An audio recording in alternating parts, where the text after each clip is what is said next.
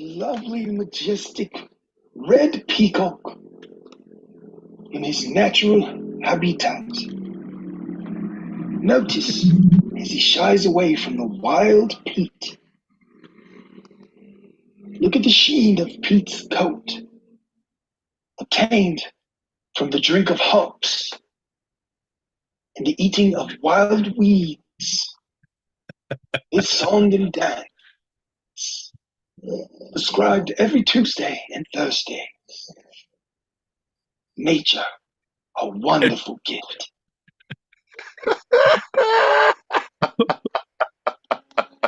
Oh, holy shit. Oh, John. You silly, silly bastard. Folks, welcome to the party. We are the Two-Sided Pod. We're here every Tuesday, 8 p.m. Pacific, 11 p.m. Eastern. I'm also fucking in space. And you know that space is the final frontier. Hold on. Man, this is some bullshit. Oh, it was just a room all along. You were never in space. I could be. I took up space in school. Fucking quite a bit of it. Folks, that's 4 a.m. Greenwich Meanwich sandwich time on Wednesdays if you're across the pond. Except for right now, which it's only 3 a.m. You know what? I don't make up the time change rules. I just actually I don't make up. I make up everything. Okay. I need to fix this because I want to look in the right place. Okay. Tell you, John, technology, it's a real bitch. No, we're good at it. Right? We're something at it. We're something somewhere. All right, bud. All right, we got these packets, and then I don't even know. I totally lost my train of thought. Now I can only think of space, the final frontier. I'm like, man, what are we doing wasting our time here, John? It could be somewhere meaningful. No, we couldn't. Fair enough, we couldn't. Fair enough. All right. You fucking called it. Fucking dope. You fucking called it. Fucking dope.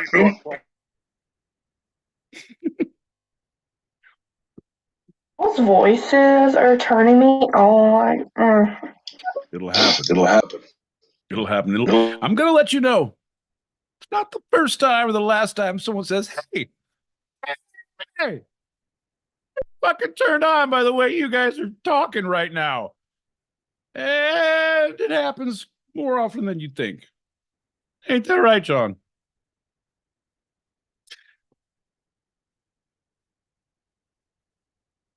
God, this fucking guy. I made him plug back in for that. That's what the teamwork is.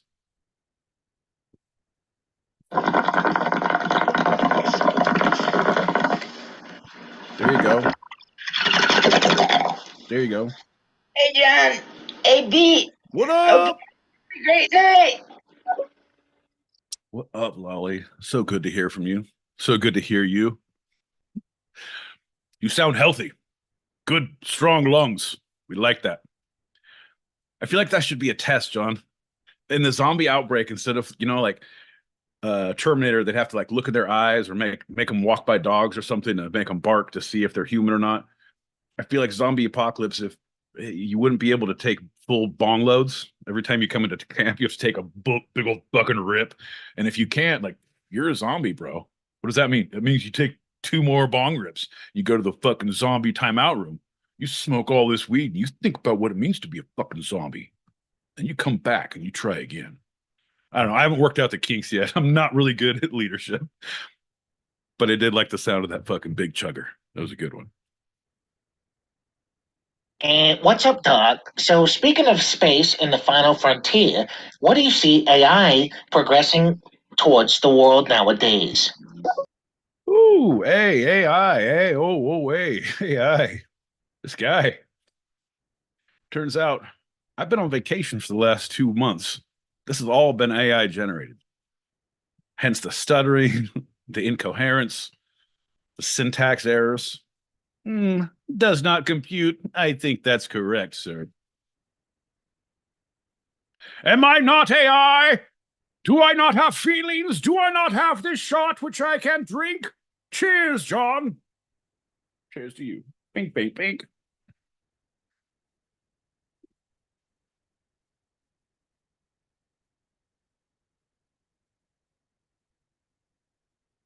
Turning me off. I'm having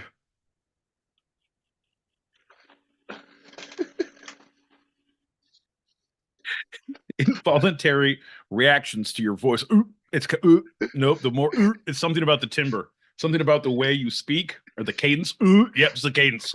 Because the pauses were so good and long. Such a good long pause that I became sick.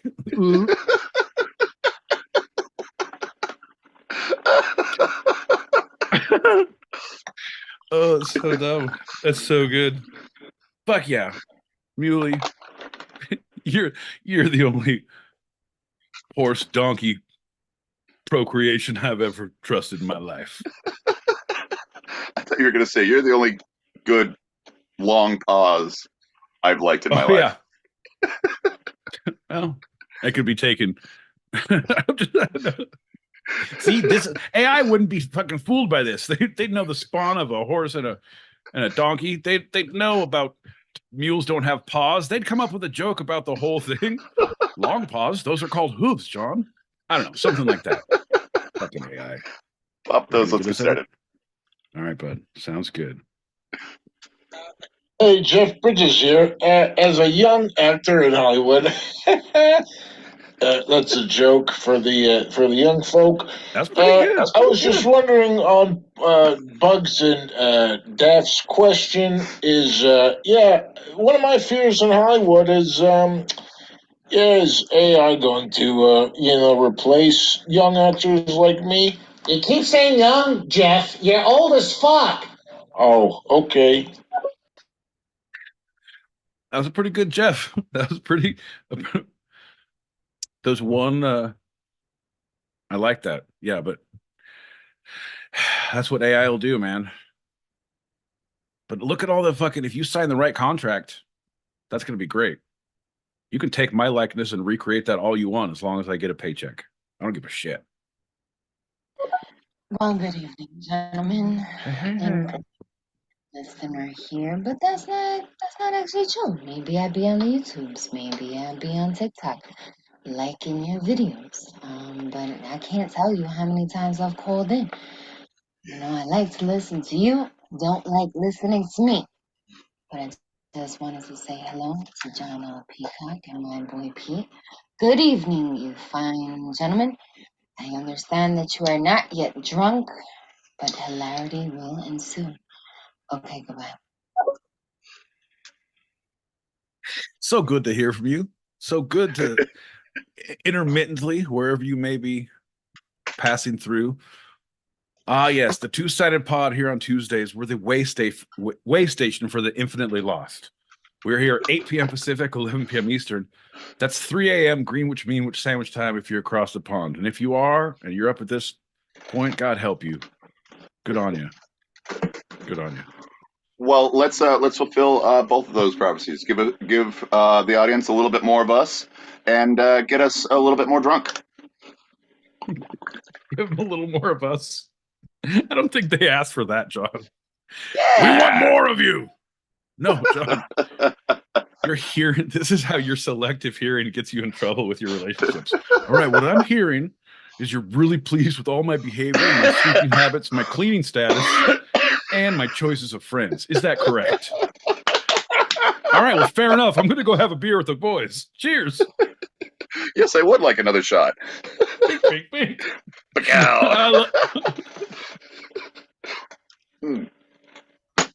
You're welcome for listening. More of us. More of us. More of us. That's a chant that only you and I can start and make sense of. You guys, no one else chime in on this. It's so dumb.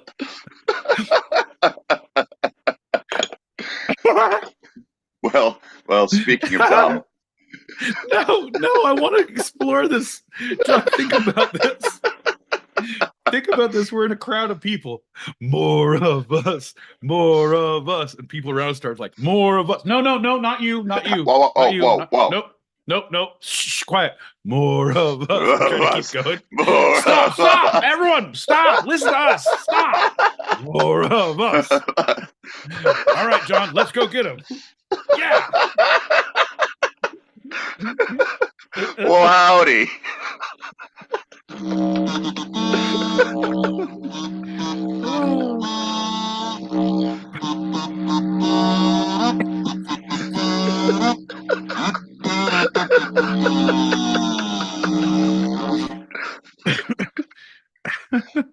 Oh, I wish parts of you didn't extend to didgeridoo and kazoo, because more of us is very disconcerting when it leads to your musical endeavors, John. That's all I have to say. Less of you, less of you. I'm John L. Peacock out in Brooklyn, New York.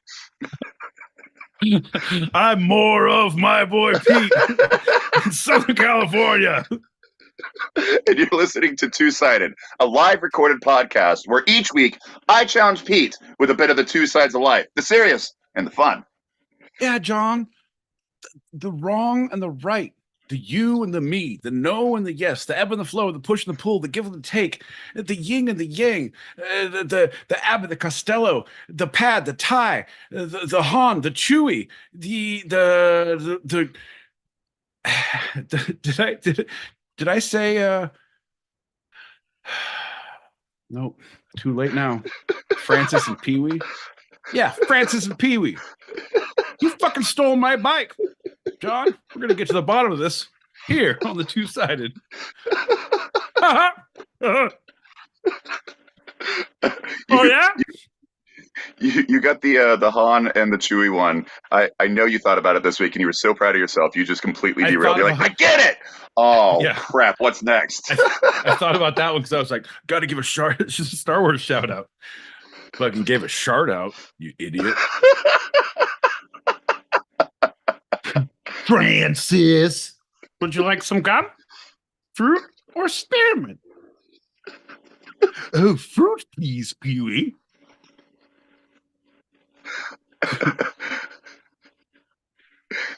We could just do the show about his big adventure. I mean, it was one of the better movies of the 20th century. Oh, I will go with that. I'll go with one of the best character actors of a character developed voice actor, someone who their voice is so driven a character. John, best use of a secret word in a show. Yeah. The secret word is alcoholism. All right, folks. Anytime you hear alcoholism in the Two-Sided podcast here this Tuesday, everyone scream at the top of your lungs, at your stereo, at your friends, at your parole officer. Just have a good time. All right, back to the show. Fortunately, we're in major denial, so that word won't be used on this show. Anyway, let's start with a general check-in, then get to this last packet. My boy Pete, how you feeling? Well, John, I feel pretty goddamn good. I don't have any problems. Went to the doctor. Got a full head checkup. Tits to tail, nipples to neck, toes to taint. They were doing like bits and pieces, apparently. I can't figure out how to... Head to toe, John. I think that's your tailor, toes to taint. Oh, God damn it. That's why I kept on yelling about to take the inseam. And he's like, this is a colonoscopy. I was like, you're going too long. Those pants will never fit you. Right. But he asked me, if I drink a lot. I was like, well, I mean, what's a lot to you? And he said, more than 3. I'm like, yeah, on the way here. Not at all. That's dangerous. I had 2 so I could drive comfortably here. Silly man. He said, do you have any medical history of... And I said, what, doc? I said, what? Medical history of what, doc? I said, what? Denial? He said, no, I would never say that. I said, what, doc? Anger management issues? He said, sir, please sit down. I'm stumbling all over the place. I was going to say alcoholism.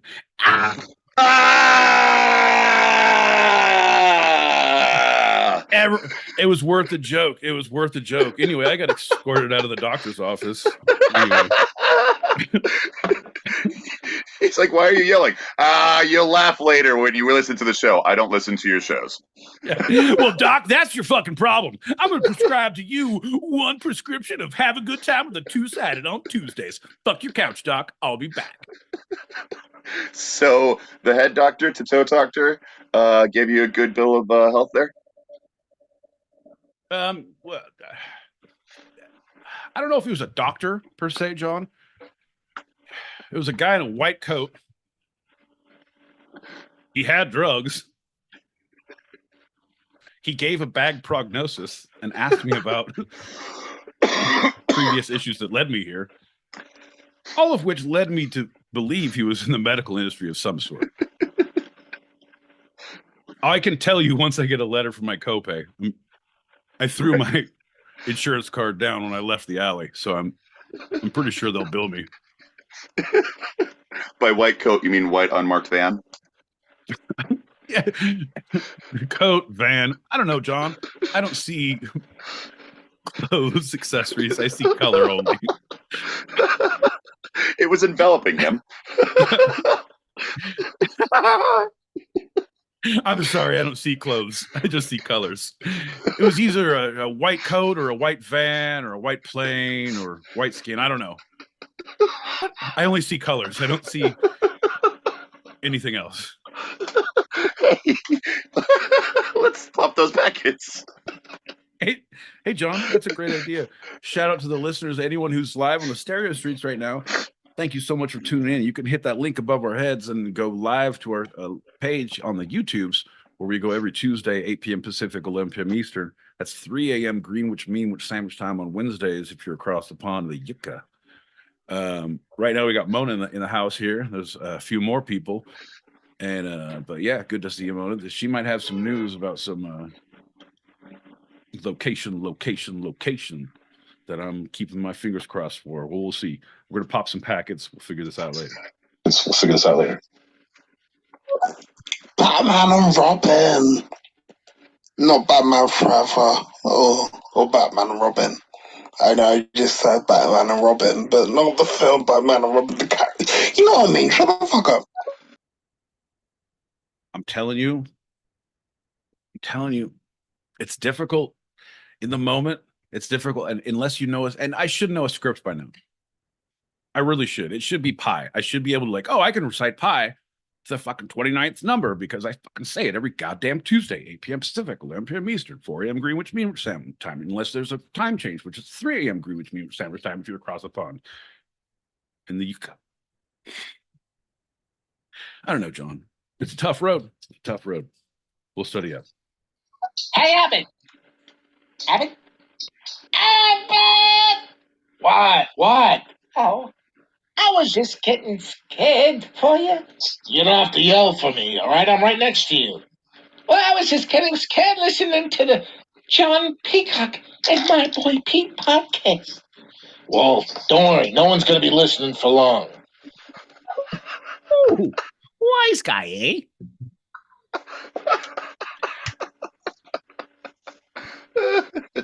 Telling you, pretty good.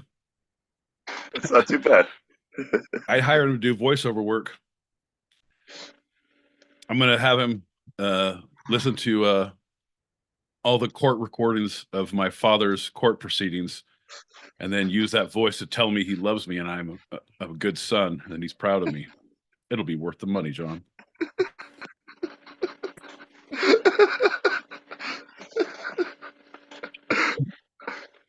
AI, man. That's fucking AI for you. What are you gonna do? It's like everybody gets a trophy now. Anybody's parents can tell them they love them because of AI. That's bullshit. You got to be a good kid to get love, right? You don't just get a trophy because you played ball. You got to win the game to get the trophy. AI is going to change all that. Everybody gets a trophy. Weak children. Well, speaking of weak children, that's going to lead us to our first lightning round. It's time to get down. Come on, come on, come on, come on, come on, yeah! Whoa, what's up, John L. Peacock? What's up, my boy Pete? What up, lightning round guy? How you doing? Oh, good. I'm just hoping the aesthetics and the acoustics work in here because it looks different, it sounds different. I feel different. How you doing, John L. Peacock? All right, I see you tagged along to my boy Pete's friend's house. You enjoying the dog out there? Oh man, I'm with my own. I'm a leader of the pack. Well, I mean, I run with the pack. I mean, I eat the pack scraps. Pack scraps. That's what they call me, old pack scraps. I love it. Good times. Camaraderie, John. Apparently, you've never been a lone wolf with a bunch of other lone wolves hanging out in a big pile of dogs. Lone wolf dog pile, we call ourselves. Pretty good times. Speak of the devil. He heard his name. Hey, bud. I'm staring. You're making me feel weird. All right, well, I better be going back to the dog pile. Y'all have a good show. Thanks, buddy. Call if you need me. Well, I'm glad you brought him along. I know he would be a little scared at home alone. Yeah. It's either I had to get a house sitter to watch him, or I could take him with me. So it's like I'm watch the dog, and I get someone to watch my lightning guy, or I just bring my lightning guy to watch the dog, and then we have two fucking toddlers in one room. It's the same thing, John. Saving money, bargain shopping. Bargain shopping. Well, speaking of bargain shopping, anybody who's anybody knows that the first lightning round of the episode is always a standard Q&A. My boy Pete, are you ready for the questions? All right, let's get it. Let's get it. Let's get it. Yeah, I'm ready. Let's go. My boy Pete, what's the first stand-up that routine that you ever saw or heard? First one I heard is Bill Cosby. Why is there air? Oh, nice. Which is I understand there's a lot of problems with Bill as a person, but Bill as an artist, I'm just saying. I think himself is the first Bill stand-up album that I heard. He was good. He was good. It was clean. It was good. It was right in the. So he wasn't portraying himself. He was clean on stage. Yeah, he was all Jello pudding pop. He wasn't special drinks from a lady. My boy Pete, next question. Tell us your experience of the first live stand-up show you remember attending. Oh shit! Live stand-up show I remember attending.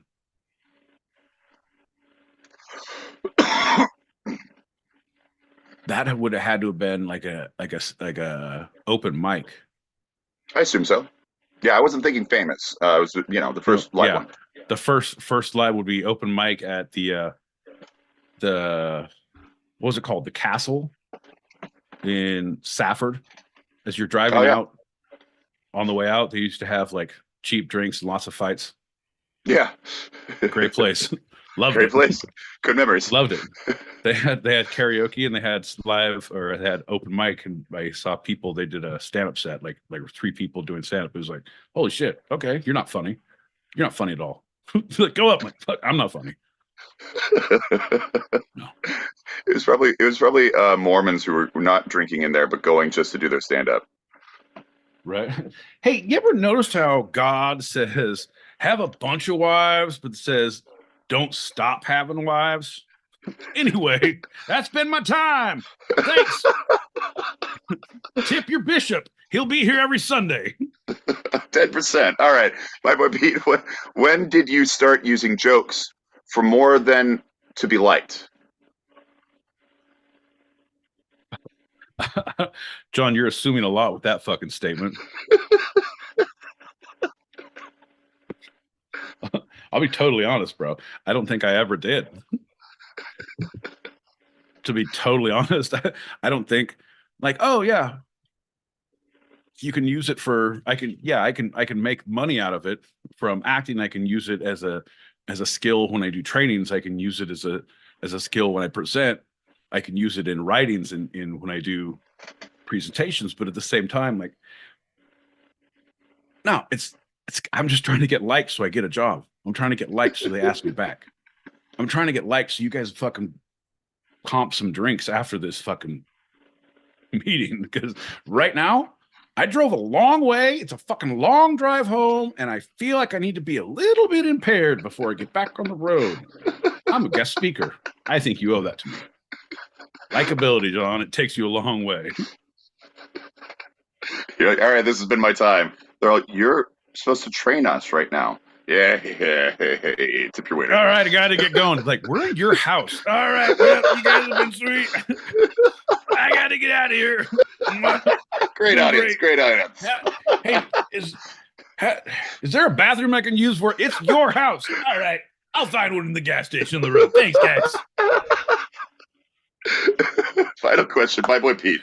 What purpose does stand-up comedy specifically serve in the world? Oh, John, that's an easy one. Comedy is one of the most important art forms. I feel like it is almost as important as music. That it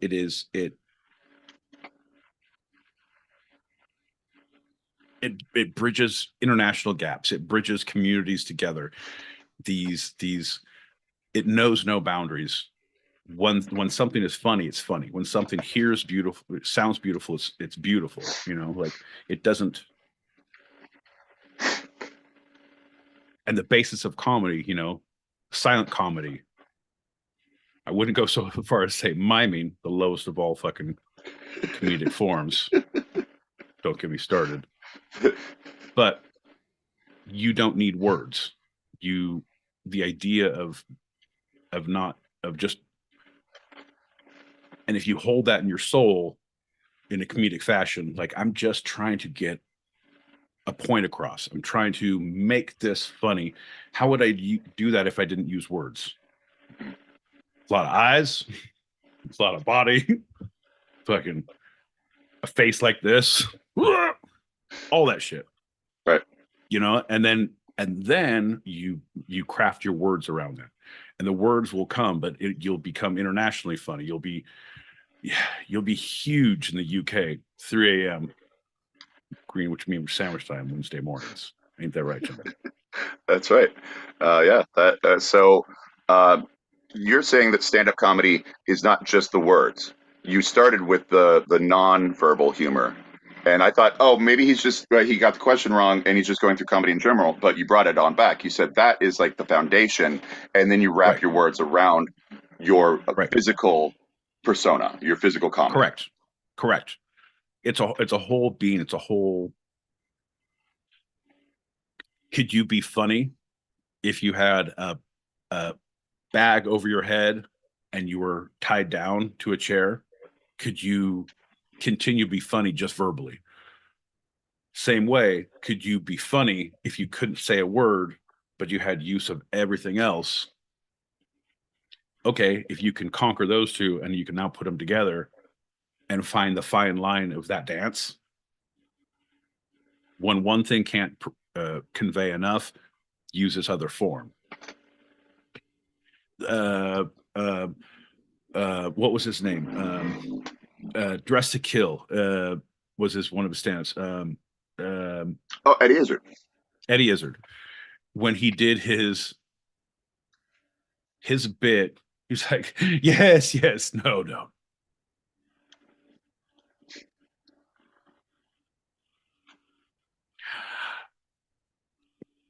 And he just went through this over and over and just drew it out, not saying a word, but it was yes and no, just with facial expressions and small gestures.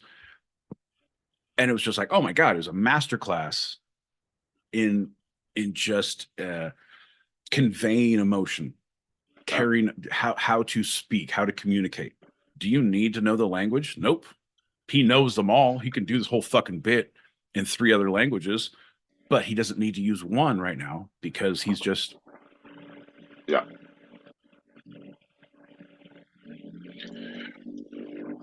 It. Those Yeah, listening at it's home very. and not watching the YouTube, my boy Pete is doing a very simplistic version of the nodding the head and shaking the head back and forth, which Those becomes very funny. For those who don't know, my boy Pete is turning into a somewhat of a spastic gesture. It looks like he might swallow his tongue.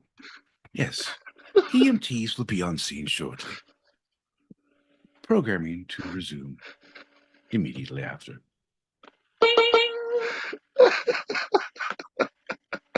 All right, let's have a shot. Pop this in your Yes. packet and get into our first segment. All right. Shout out Faith out here in the audience. Here's to you, girl. Thank you so much. I'm saying we're here in full color for you. Cheers. Bink, bink, Cheers. bink. Big Al.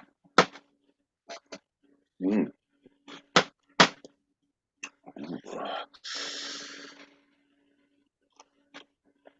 Oh, that's All right. right. Well, My boy that's good. Pete. Lead us into it. Our first topic. Oh, I thought. Oh, nope. Wait, You hold go. on. You take. No, wait, hold on. You go. No, Nope. I think you could. Nope. You. You No. want to get? You go. No. Nope. Okay, You I go. was. Nope. No, I was just gonna. Sorry. The thing is, we've been together so long, we finished each other's Burritos. segments. But I think this is the perfect time that I'm going to have the rest of this burrito, and you start this segment, John. You guessed it, my boy Pete. We're going to talk about a brief and wonderful life of stand-up comedy. The brief and wonderful life of stand-up comedy. Yeah. Oh, stand-up comedy. I knew thee well. You were far too young to pass away so early. Why was your life so brief? We only know it because John says it to be so. And as we know, John does not lie, so therefore we are under the assumption that you are dead. Therefore, everyone return your tickets to any stand-up comedy shows you have in the near future. John says it's dead. This shit's dead. Like Lisa Frank artwork in your 1991 fucking Trapper Keeper. It's all dead now. Well, I say brief because stand-up comedy hasn't actually been around for a very long time, as far as the genre. Oh, John, as far as you know, no one gave a name to it. Here's the deal, John. You think you're going to fucking tell me, all right, my whole goal this entire time, you're going to give a date when you think stand-up comedy started, and my whole bit for the entire rest of the segment is to come up with specific dates beforehand where stand-up comedians could exist. And I'm going to try to deliver you one-liners. So I really hope I know my fucking world history and where my timelines sit today. I'm glad I have this Encyclopedia Britannica collection near me. Who buys one of these? Who the fuck buys what? I digress. Go ahead. George Carlin once said, quote, "I think it's the duty of the comedian to find out where the line is drawn and cross it deliberately." 100%. So we're talking Carlin, where he said that in what, late 60s, mid 60s, where he was saying that. No, where he was saying that, it doesn't have a date for that one, but I'm saying that would probably be the 90s because that's when he was the new Carlin. And 70s he was doing it, but it wasn't necessarily being looked at as a guru of comedy. He hadn't put he wasn't at that point yet, so he hadn't put a reasoning to it. Right, he was just doing it. He was crossing those lines. Yeah, but it wasn't an oath I took. Not like the hypothalamus oath. I promise. Sorry. It was going to be a cancer joke, and it's not a good time. Sorry, go ahead. Well, as we know, that groundbreaking comedian did just that through to the end.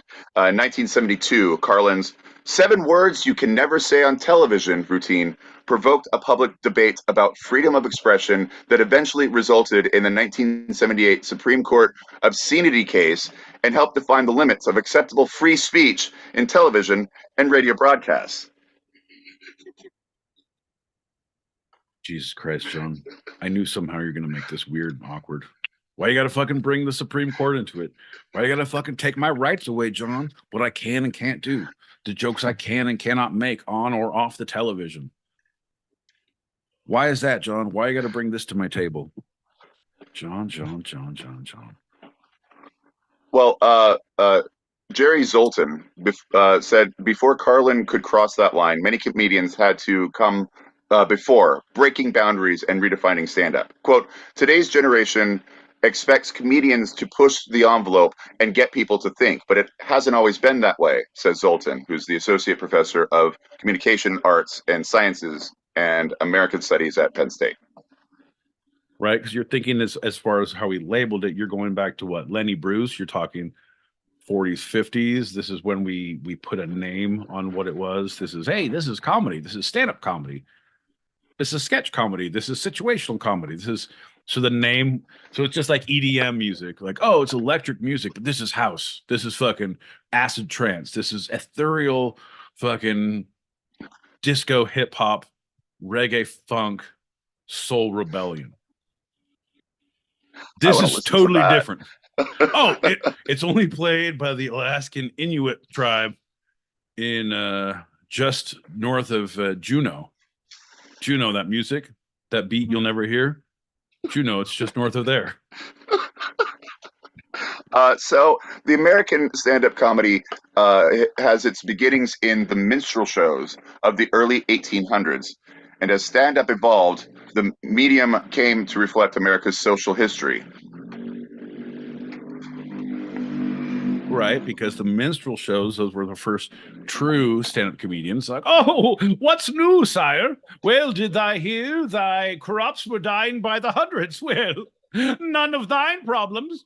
Thy queen seems to be quite fertile. Oh, am I right, twins? High five, everybody. Bring, bring, bring, bring, bring, bring, bring. And they play the lute and like, and they didn't have even the fucking.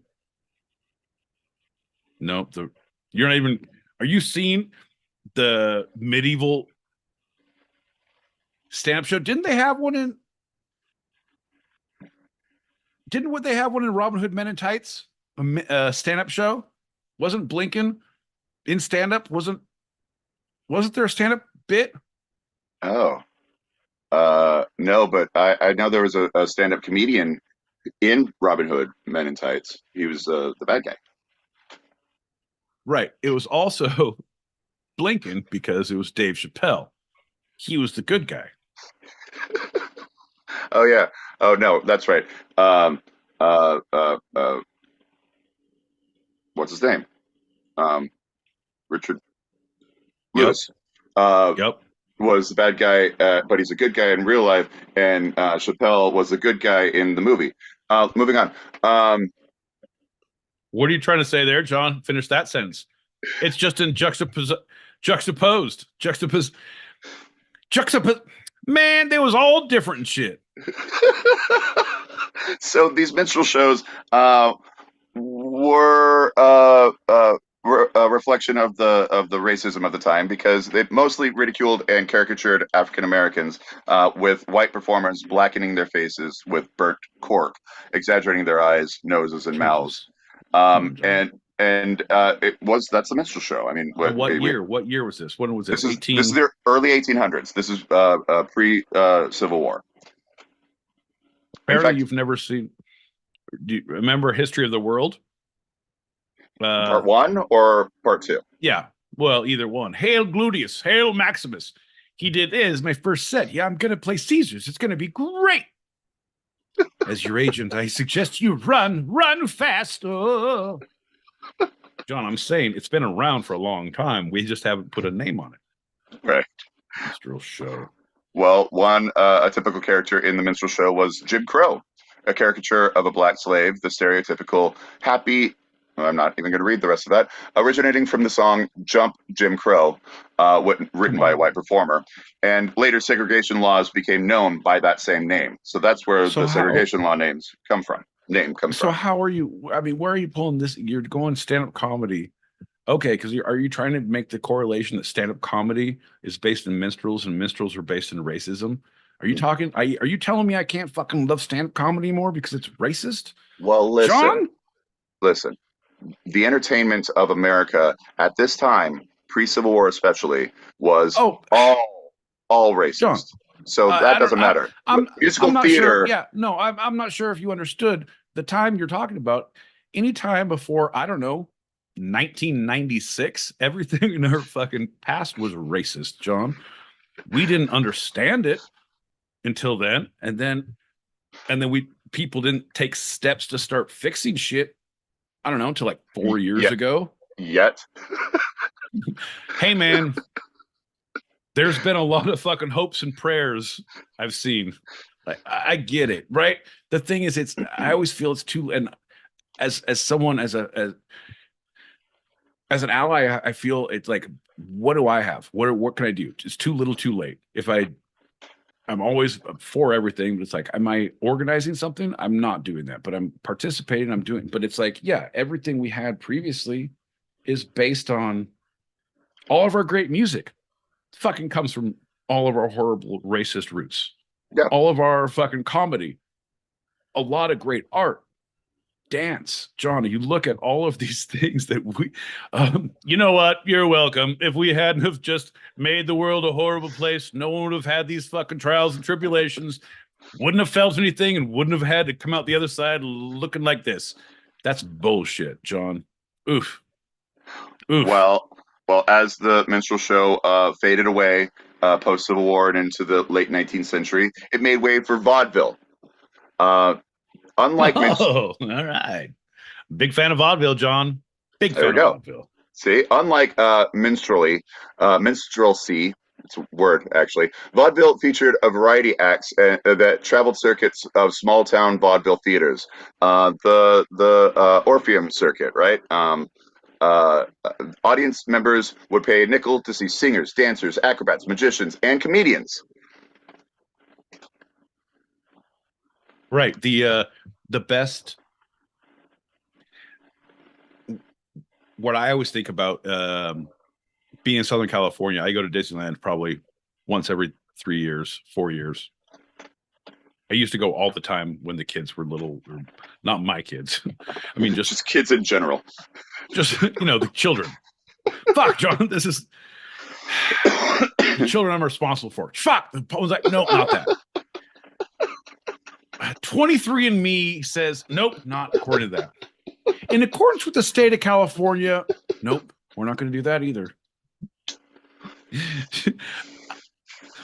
When I had family and I was with people who had kids who were coming and doing the season pass and going all the time, I would go a lot more often. But now I go, you have friends that come in and I'll agree to go once every few years. It's not a great, you're going to spend you're not going to get away now. One person, you're not going to get away without spending like $300 there for one go for one day. Right. It's ridiculous, but it's fun. It's worth it. It's transportive. Man, I could have a transplant and it's going to be cheaper than this. This is some bullshit. Transport, happiest place on earth, my ass. Do you remember why you brought up Disney in the first place? Yeah, John, I do, because that leads me to my next. You were talking about. Fuck. Yes, I do. Okay, so vaudeville. Vaudeville is the best vaudeville act. The best place is the Golden Horseshoe Saloon. It's right there in Adventureland, and they have every hour on the hour vaudevillian review that has then a melodrama, but it has like vaudeville little shorts in between, and it's Disney fashion, but it's good fucking vaudeville humor. It's fucking stupid, but it's great. Like, Well, one of the trademarks of vaudeville humor was that it was the days before microphones. So the comedy had to be less subtle, more physical comedy, right? The slapstick. was particularly popular.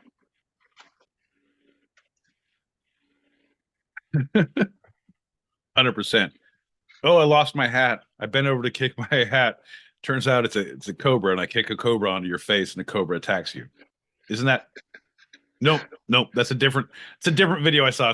That's not vaudeville. I digress. The hat thing, everything was true until the cobra. Yeah, right. Yeah. This was a stick-like prop, sometimes looking like a cane, that would make a loud whack noise, but not actually cause pain. So it was the literal slap shtick. Quote, in huge theater, nuanced spoken word comedy didn't work so well because the audience couldn't really hear, Zoltan explains. So comics relied more on exaggerated movement, speech, and physical pratfall comedy to entertain. A stand-up comedian of today couldn't have gotten across back then because he or she would have just put so much into projecting that timing and subtlety that would be lost. No, yeah, 100%. Everyone's trained now for timing and subtlety for stand up. It's your delivery, it's how to build, it's how to, if you are truly good at it and the audience is not responding, they're letting you set everything up. It's all in the timing, it's the delivery. You don't have that ability. It's very Renaissance. It's the troupe performing. It's the grandstand callers. But you can't do that being funny. You have to have timing. It's the more physical. It's relying because the amount of people coming in and out and how drunk and loud they are in the vaudeville original plays. Yeah. I respect it, John. We should have it these days. We have burlesque. Why can't we have vaudeville? We can. Just go to Disney. Pay $300. No, fuck that, John. It's our time to take vaudeville back. I want vaudeville back for us. All right. Vaudeville for the people. Right? For the people, by the people, near the vaudevillians. One of the first vaudevillian comedians who stood out was Frank Fay. He was known for he was known for his faculty at off-the-cuff patter while serving as MCs in these vaudeville houses, and he could speak loud enough that people were able to hear him in the back row. And so he was just introducing the acts, quote unquote, but he was basically doing some of the first actual stand-up bits that are similar to what we have today. Right. What we consider now the warm-up when you're doing a live show. It's the person who comes out and they don't have a set amount of material. They're just talking to people. They're announcing what's going to happen. They're telling people what they need to do, and then they're interacting for 20 minutes in between. Oh, yeah. I'm going to fill this much space with this while I convey this message and fuck with these people. And then they introduce the next act. Yep, exactly. Yeah. So he actually Frank Fay took this solo style of off the cuff comedy to the Catskills Mountains region of New York in the 30s and 40s. This was predominantly Jewish comedians that were evolving around his acts from the Catskills, and this was called the Borscht Belt. That developed brash, gag-filled monologue style comedy that's has familiar comic tropes. The bossy mother-in-law, the henpecked husband, and the famous line from Henry Youngman, "Take my wife, please." Oh, Henry Youngman. But nobody puts Youngman in a corner was one of the other great lines that came out of that, because it was a great time with a lot of opportunity, John. I still want to learn how to do the lift. They call it the old Youngman lift. You have to start in water. It has to start in water. Yeah. Take my wife in the deep end. Okay, let's go again. Take my wife in the shallow end. Nope, that's too dangerous.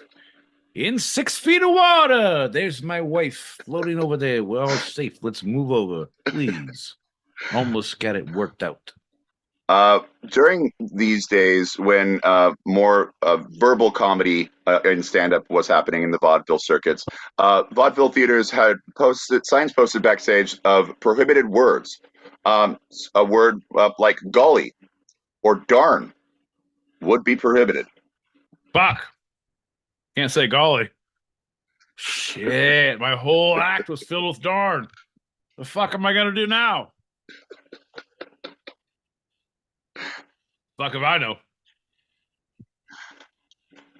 This also created a social restriction on avoiding any controversy, or the restriction on language had comedians avoid controversy. So they didn't want to make any difference in the world. They just wanted to make fun. John, reminds me of looking in the mirror. I don't know how to fix the problem. I don't want to be part of the problem. I want to find a way to be all of a new problem. The entire problem arising new, like a dumb phoenix from the ashes. Let's give them something else to think about. Well, Will Rogers kind of started to break this social restriction by coming out in cowboy clothes, doing rope tricks with his lasso, and offering astute and cutting political commentary.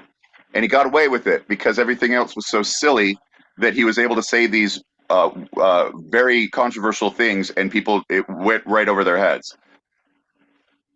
Right? I trained 2 wiener dogs to jump through a hula hoop while balancing a kitty cat on their nose. Have you ever noticed that the whole Republican Party is like a bunch of wiener dogs bouncing kitty cats on their nose, and the Democrats are the kitty cats? Anyway, folks, that's my time. Wiener dogs, kitty cats. Out of here.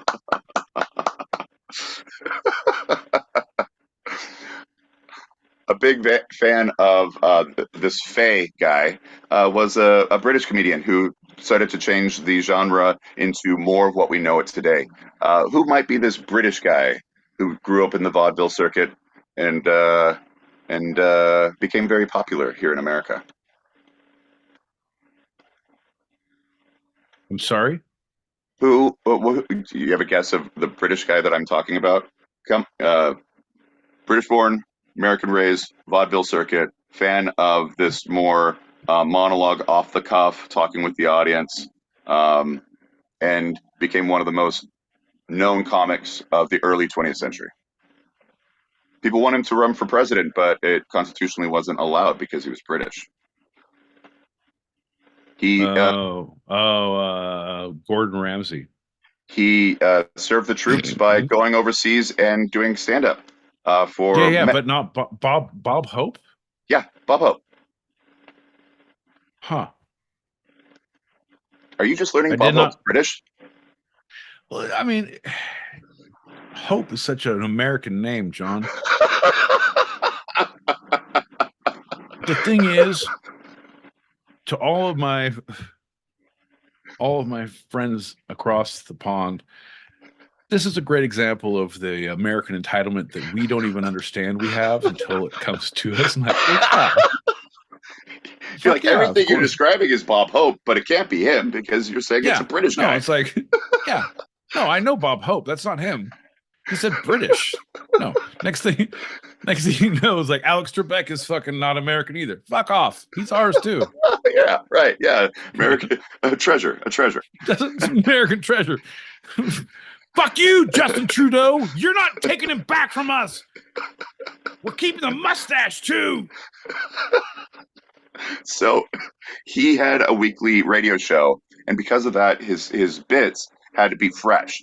And he was one of the first comedians to not have the same exact, because before you were going city to city, no one knew what it was. You weren't on the radio, but he was. And that started to change, like new material, generating off the cuff, expanding and changing. Yeah.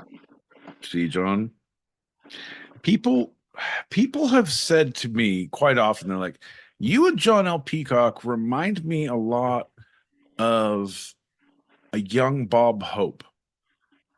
And I say, what does that mean? True blue American? They say, no. Dead. Actively dead. And the weekly show is not working. I was like, huh, that's pretty hurtful and very specific that it comes from 4 different people on tour. It's very like strangers. Yeah. Like just like the old gypsy said, John, like, is it going to happen the 5th time? She said it's 5 times. So I don't know. We'll see what happens. Next major figure, Bob Newhart. Speaking of the Bobs, bringing in a more subtle, personal comedy, which hadn't really been there in any of the stand-up, including Bob Hope's, bringing it about to himself. This started a new era of how comedy was received. Right, but it was still in the thing that people need to understand about this is that change. It was still in the same vein. It was very respectful. It was very no darn gosh dang it. Clean. But you could have it was clean, very working, but super clean. But you're now, it's almost like gonzo journalism where you are now inserting yourself into the story, where now my comedy is now involving me and my experiences and a first person. Here's I'm part of it. Mm-hmm. Interesting. Newhart, I wasn't a big fan of until Marvelous Miss Maisel. Yeah. And her husband, like, it was so popular, he was ripping him off and oh yeah, I know he had records, but I didn't realize that it was that popular. Like, go back and like, all right, yeah, okay. I mean, it's no Why Is There Air, but it's pretty good. Well, I mean, Bill Cosby and like Woody Allen, both kind of are evolutions of Bob Newhart, because they both have their personalized take, and Bill was a little more clean. Woody was not dirty; he didn't curse. So they are evolutions of Bob Newhart. He was the kind of the first of this new. Yeah, hey, I love you too, brother. What are we doing? No, sorry, not you. I'm just reading some of the, like, seeing who's here. I'm seeing everyone who's coming in. Sorry. You know I shouldn't be watching this, but I am. But I'm not. I shouldn't. The whole thing is I need to not, because we have good conversations, and I'm like, you're like a small child crying a lot, and I'm in the checkout line of the supermarket, and I'm like, I just don't even fucking hear you half White the time. noise. Like, I'm doing Just turns into other white shit. tone. Yep. Root tone. I'm looking at the magazines, and like, oh look, there's headlines over here. I'm reading this, like, oh shit, Jasmine's here. What up, Jasmine? Faye, Mona Lisa here. Oh, Well, how y'all doing? I just gave you meow. that two comedians, stand-up comedians who are the evolution of Bob Newhart, super clean Bob Newhart, and it was Bill Cosby and Woody Allen, and you had nothing to say?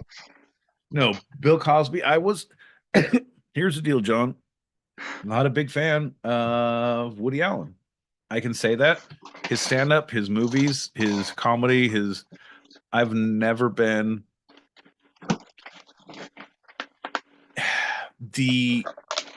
and I feel like now I can pinpoint it. It's like watching an actor. There's certain actors that I don't like watching. There's certain singers I don't like hear. There's certain podcasters, but not singers. Because music, like, songs will be good. You'll find one song will be good, but podcasters or actors, they're just, there's something about them. There's something about their natural, their cadence, the timbre of their voice, the way they carry their body. There's something like,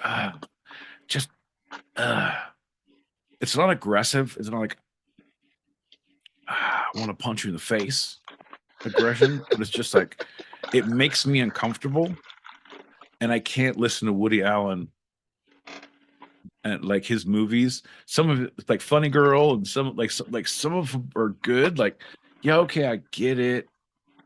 Funny Girl, Barbra Streisand. No. What was the Annie Hall? Annie Hall. Okay. Yeah. Funny girl. Yeah. That was a girl. That was a Jewish Mama, female comedian. Mamma Mia. It was 2 words. Sounds like Woody Allen. It was some. I don't know. Yeah. Annie Hall. Great Expectations. Yeah, he had some good work. Yeah. Stand by me. 2 words. Hyphenated, right? Of course. Oh yeah, no, it's 1 word. 2. There's a space. It has to be your. Doesn't matter. Tommy Boy. Something about Woody Allen that once I noticed it, I couldn't unnotice it. Every time he goes to a mic, either in character, or if you ever see his stand up, or if you ever see him in an interview, if he goes to a mic, the first thing he will do is cough into the mic. So it's like, oh, you just made that mic. It's like an equivalent of pissing on the mic. Yep. Well. Yeah. Anyway, I'm not even going to try. Yep. No, there's certain things. There's gestures, especially, and I know you know this too. Especially when you're in college, or you're in a theater group, or you're in a circuit, or you're wherever, and you have a group of actors you're very familiar with. Like, you see them in a lot of productions. You, like, any show you go to, like, oh, I know that person, that person, that person. Yeah. And there's certain people like, oh, there that fucker is again. What character they play? They're not playing a character. That's fucking Billy them. Bob. That's them. Yep. They're a very likable person who is fucking bubbly as fuck and kind of ditzy or funny as shit, but big. And it tries to play like that's them. It's just nothing happening. And I feel like that's, yeah. So we look at the influence of the clean side of, and what really made this kind of comedy mainstream, the personalized comedy. Now let's look at the biggest influence on the other end of this same kind of genre. Jesus. That's right. That's right. See, it is older than the 1800s. Look at that. Oh, and the Lord says, let there be the rule of 3. Ha ha, bitches. That doesn't fit the 10 Commandments. Knock that out. They'll figure it out on their own. And I said, Dad, stop using my name in vain. Lenny Bruce. Lord and Savior, Lenny Bruce. Lenny Bruce. So that's why when you're like Jesus, like, yeah, to many. Because who, and you know this one, who are some comics who are direct, in the direct line of Lenny Bruce? Like, what are his kids' names? Like, who's on the insurance forms? Exactly, yeah. Well, legitimate or otherwise. Am I doing his fucking family tree, John? What the fuck? Is this an after-school project? What, I get fucking extra credit if I fucking use a pretty tree to put up Lenny Bruce's lineage on this motherfucker? Jesus, John. Well, actually, before we do that, what Lenny Bruce? I didn't even mention. We were very presumptuous to assume all of our audience knows exactly who Lenny Bruce is. My boy Pete, I think you could take this one away. Right. If you know Twiggy, you'll love Lenny.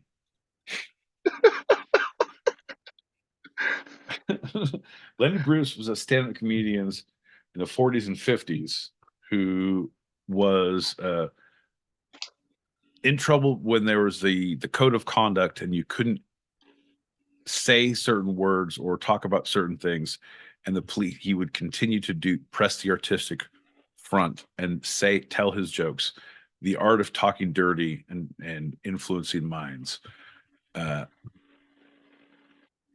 How to talk dirty and influence people was it? But police would come to his shows and wait for him to tell a joke and wait for him to cross the line. And he's like, well, they're here. And I'm doing my set. Yeah. And he would cross a line and they're like, all right, here we go. And they'd take him down and arrest him. And he'd get bailed out. And he got so big. It's one of those things. A lot of people said, oh, are you doing this just for fame, for fortune? Because any publicity is good publicity.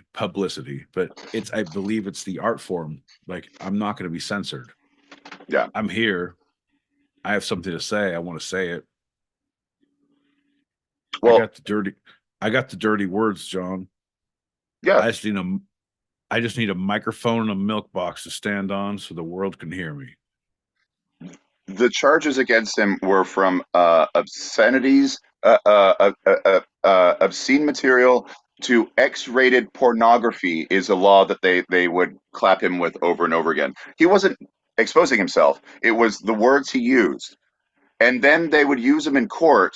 And towards the end, he was becoming not so popular because what he was doing was just bringing in court records and saying, okay, so this is what the judge said. And the judge is just saying filthy things because the judge is repeating what he said in his comedy show. And he's like, so they're getting away with it in court in a very public setting that has a record.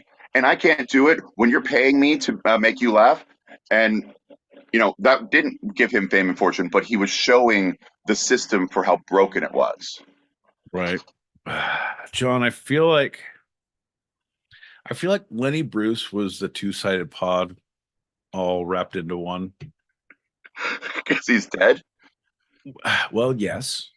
I mean, there's that, John. But I feel like in the beginning, he's a little my boy Pete because he's like, let's just go. Let's roll the dice. Let's push it and make it funny. Because fuck, shit, balls, cunt are fucking funny. Yeah. After too many arrests, he turns into John L. Peacock. Well, according to the records, isn't that ironic? Don't you think? A little too ironic? Oh, the judge did say, titty my stink.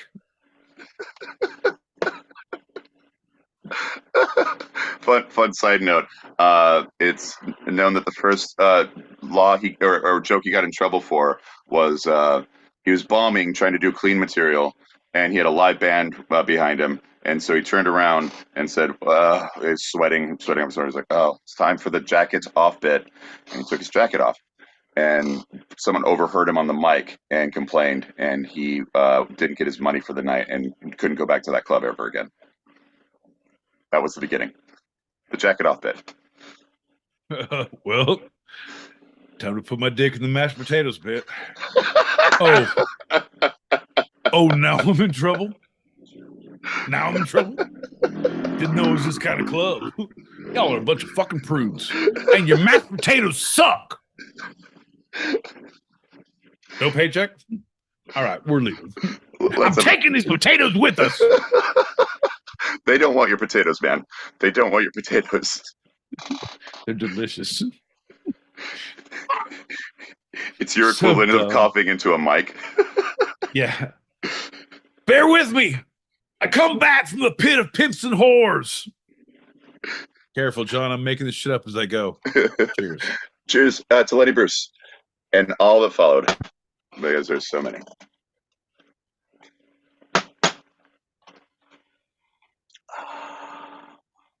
I like how you didn't name him because everyone who preceded him. Preceded? Yes. Wait, preceded? Yes. Right? Yep. George Carlin. First major name. Steve Guggenheim. Yeah. Jesus. Yeah, Lenny Bruce. Okay, so Carlin was the first of the Bruce acolytes to break through. And are we still going? I thought we were not. Okay. I thought we were like, all right. Oh no, we were just cheersing to Lenny Bruce because that's why you're like I'm so. Oh well, we're gonna go quick now. It's like a snowball. It's right. We're like a pearl necklace. Like, yeah, here. Jesus Christ. All right, folks. I'm not even gonna put up. John, you win that button round. Fucking you win, bud. All right. All right. Carlin, personal hero of both of us. I can honestly say because we've talked about him enough on and off air. I like Corbin Burnson better, but yeah. Contemporary is also Richard Pryor, who he himself inspired the next generation of great comics. Eddie Murphy, I can honestly say the first stand-up I ever saw was a tape of Raw. I saw Raw first, though Delirious was his first one. I did see Delirious shortly thereafter, but we owned Raw. We did own Raw, didn't we, John? As a people, we own Raw. That's what raised us. And I feel like, John, we owe something to Raw. And this, John, this is the show when we give it back, I feel like. And I feel like you're doing a fucking bang up job, my friend. Let's continue.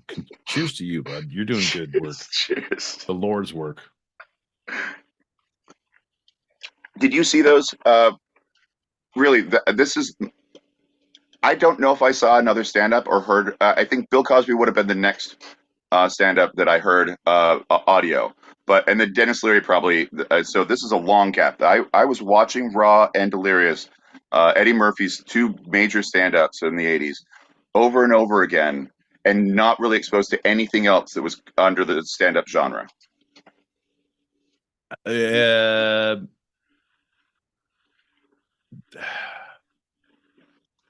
So mine was, I had Bill Cosby first, and then I had Monty Python, the Final Cut, so the best of Monty Python sketch. Oh yeah, I know exactly what you're talking about. But it's not stand-up; it's sketch comedy, right? And then the next one that I got was, oh my god, I'm having a stroke. How can I not think of his name? He was fuck. He was the airplane. He was the pilot in So I Married an Axe Murderer. Stephen Wright. Oh yeah. Had a job at a plant making fire hydrants, but I couldn't park anywhere near the place, so I got fired for being late. The best deadpan ever. The introduction to me of deadpan, him, and then I got I was into the guy who did Micro Machines, Motormouth. Larry? No.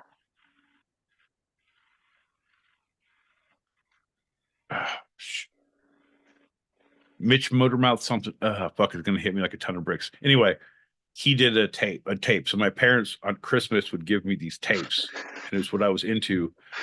So it was like a tape of Monty Python. It was a tape of Stephen Wright. It was a tape of Motormouth reading 60 classics in 60 minutes. Yeah, right. Yeah. And my mom's like, well, he's learning. I'm like, yeah, Mom, I'm learning. Should we medicate him? No, it's fine. All right. We'll end with this one because you mentioned Monty Python. And during my research, I kept on like, stand up, Monty Python. And you're right, it's not stand-up, but they had such an influence on stand-up. I think that's why the troupe kept on coming back again and again, because a stand-up comedian who really epitomized what we were seeing in the sketch comedy of Monty Python, and kind of the pinnacle of all this is Steve Martin, creating the anti-punch, because that's what they were doing. They didn't have a punch to their sketches. Right. He didn't have a punch to his jokes. And he still, like, he did it as an experiment, and still people laughed and couldn't get enough. Right. Well, John, have you read his book, Born Standing Up? It's his autobiography that he wrote. No. John, you need to read that. Okay. It's an easy, quick read. It's of his books. It's my favorite book. Shop Girl was a really good book, but it was a little too artsy for me. Yeah. I read a bit of that one, and I just couldn't finish it. Yeah, me too. But it was small. But this one, it is literally his autobiography of how he's born in Anaheim and how his first job, he works at Knott's Berry Farm, and then he then works at Disneyland at the magic shop, and he works for like 3 or 4 years, and that's where he learns the art of entertainment, and where he falls in love with vaudeville, and he starts doing bits, and he starts doing things, and he started doing stand-up. And then he talks about how he felt like it, because it's very, and we've talked about it, comedy, it is from the heart, but it is formulaic. If you adhere to the process, if you don't, I'm not going to have fun. I'm going to really approach, because you should approach it like a job. If this is your job, fucking approach it like a job. At the same time, like, how do we not do a bunch of shots? That seems like the anti-goal of this show. I've struggled with this a lot, John. I've talked to a therapist about it. Anyway, let's just put that aside, right?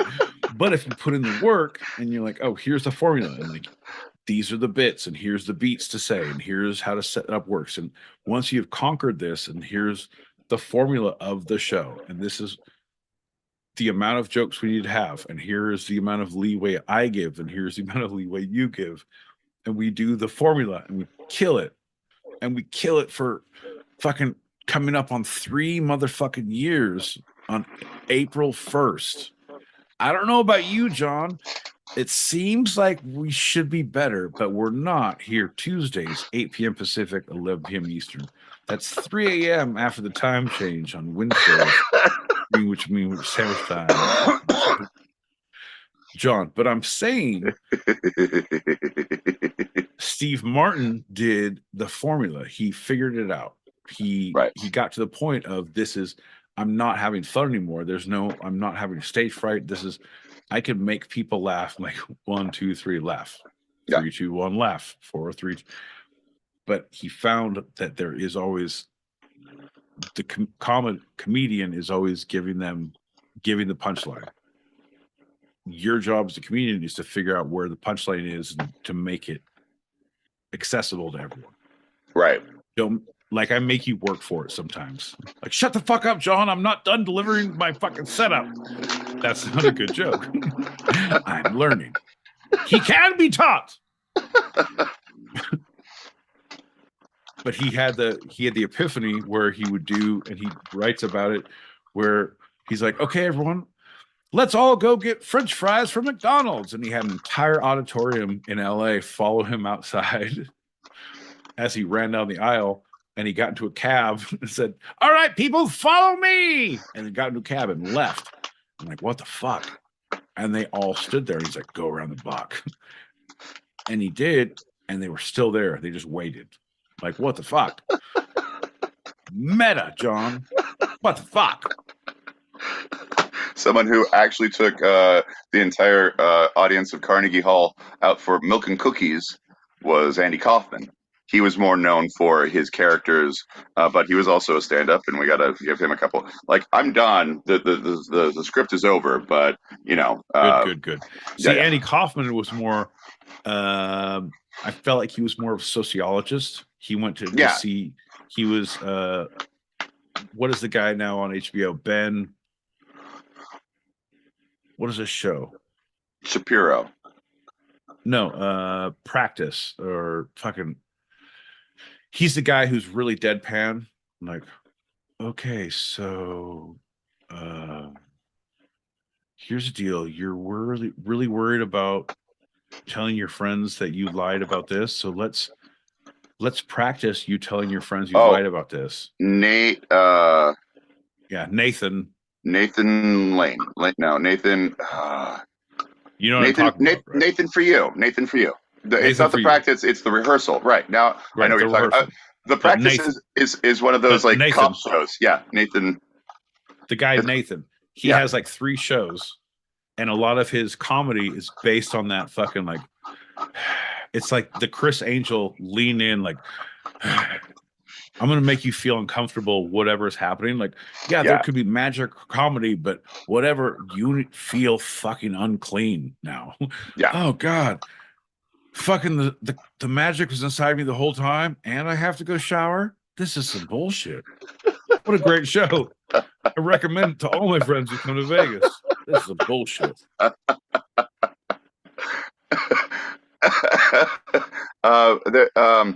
Oh crap! Everything, legalize everything. Comedian Eric Andre. Eric Andre has that same vibe, right? It's the art. It's not the art of necessary deadpan. It's the art of uncomfortability. Right. Eric Andre has he takes it on the other edge. It's like, oh, but this is the Jungle House remix. This is like the 80s funk acid soul revival. You're missing the whole soul revival. His shit is more Jackass inspired.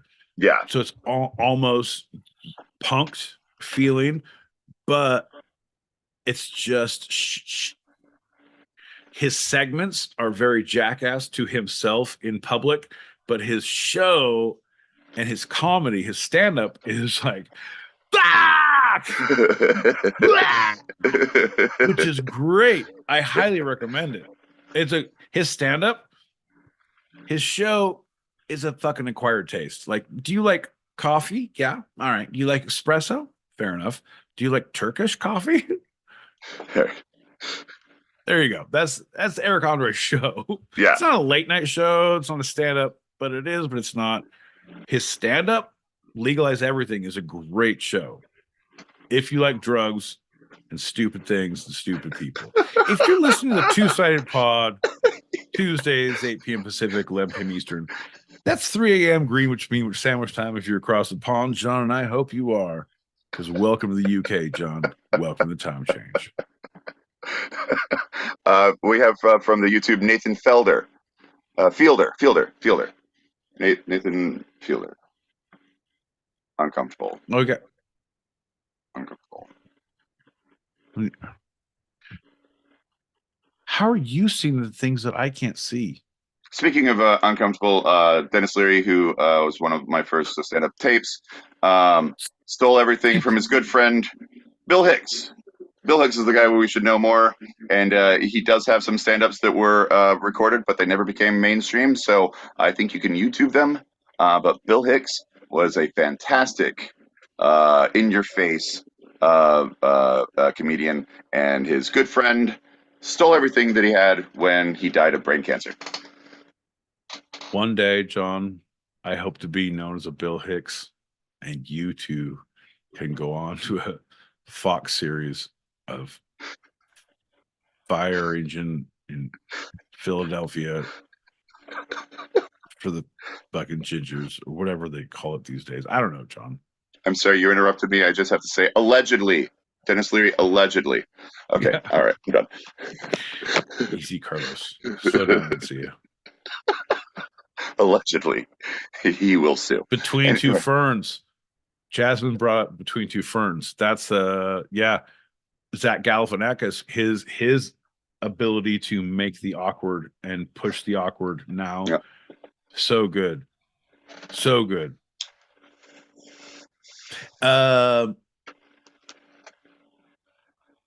Are kind of out of left field, and I feel the same way Between Two Ferns. What about Space Ghost Coast to Coast? Oh, the Busta Rhymes episode is legendary. What about the Captain Kirk, the William Shatner one? Because they don't know what's happening, and they do know, but it's a cartoon. They do the whole like, what the fuck? And they agree to sit down. It's so good. You guys, fucking you guys. And this has been a message from the Two-Sided. But you don't have to take our word for it. Go to your local library, learn the Dewey Decimal System, or search your local search engine. They call us, I don't know, fucking YouTube. Shout out to YouTube. You guys are paying the motherfucking rent bills around here. Thanks to you. All right, before we pop a couple packets, any final, because we kind of did history, final great comedians you want to give a shout out to? I'm going to say Taylor Tomlinson. I'm going to throw that one out there. I didn't want to like her because, oh, young female. And that's me. That was my prejudice, and she is hilarious. No, she's great. Big fan of Julius Caesar. Uh-huh. Hilarious. Uh-huh. Like, uh-huh. Brutus had the fucking ultimate punchline. So, Jesus. It all comes back to Jesus, doesn't it? Well, no, of Monrovia, not of Nazareth. This guy, fucking punchlines and everything. No, John. For realsies, I'm a big fan of well, we said Dave Chappelle, but I'm a big fan of Bert Kreischer. I know it's like I feel like it could be a guilty pleasure, but there's not been one special I didn't enjoy. There's some that I loved and some like they're all good. His movie, fucking fantastic. Yeah. And did you turn me on to Joe Coy? Because I haven't laughed in my room by myself, because usually you don't laugh as much when you're not around people because it's a social thing. I couldn't stop laughing. Like he is a great one too. Joe Coy is good.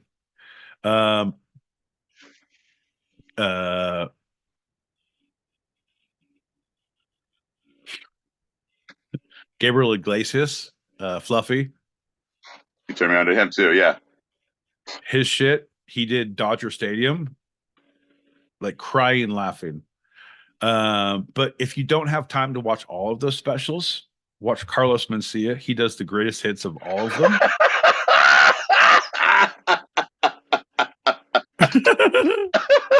So dumb, dude.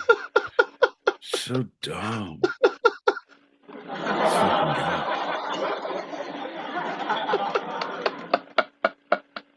We got some packets to pop. We are moving on. And then we're moving on. There shall be no more shenaniganizing or tomfoolery. All grab ass shall stop from here on in. Hey, pick. My boy Pete's going to pick the ones at random and or what he wants, and the rest will be played in the green room because I see we have about 1 billion. All right. Do we? All right. Well, I'll play it by ear, but John, I'm playing them all at some point. And the thing is, you better fucking deal with it. Because if I'm feeling the vibe, I might play them all. If I'm not, I'll shut this goddamn party down. I will turn this fucking bus around, John. We will go goddamn home. Everybody mind your P's and Q's. John L. Peacock has shit to teach us in the fucking serious round. Ain't that right, John? That's right, buddy. Yeah. All right, fair enough. Hold on to your tits, folks. It's about to get weird. Isn't it awkward when people are so not funny that you actually look at them and they're funny looking, but then you say to them that you don't judge people by their appearance, but then you judge them by their appearance, and you're like, fuck. And I don't know anymore. No, you do, and you're a liar because we do. Fucking, you see someone like a ginger head like John walking down the street, half his shirt hanging open, fucking silly ass beard, looking all fucking lost and confused. Yeah, we can say we accept him. We have homes for you. I fucking pay extra tax to put special schools up in your name. It's a fucking ginger awareness camp for fucking wayward peacocks. Apparently, you didn't get the benefits or the newsletter because you're not at class today. You're just roaming my streets, making my world a different place. Sorry, what were we talking about? Oh, not judging people by how they look. Yeah, that's not good, bro. You shouldn't do that. Did I just hear someone say who has a bookcase full of encyclopedias when This guy, don't talk about my dad's occupation. He was a fucking door-to-door encyclopedia salesman. Had a red wagon full of them and everything. he was crossing those white lines?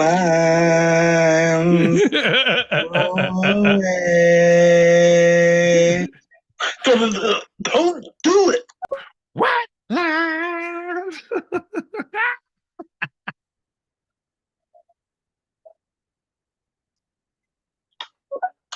Hey, what's going on? It's your man Marcus Warren, King of Porn. Beloved Margaret. since I was born. There we go. Marvel 23 Space Jam. What's going on with y'all tonight, y'all? Okay. Okay. I'm all about that. One of the things, welcome to the party, man. We fucking love alliteration here. Giddy up. Okay, a couple of things. Number one, I never thought of the town Juneau when I first heard the name Juneau when I was young. True story. I thought it was, there's this one band from Wales called Funeral for a Friend. They have a song called Juno.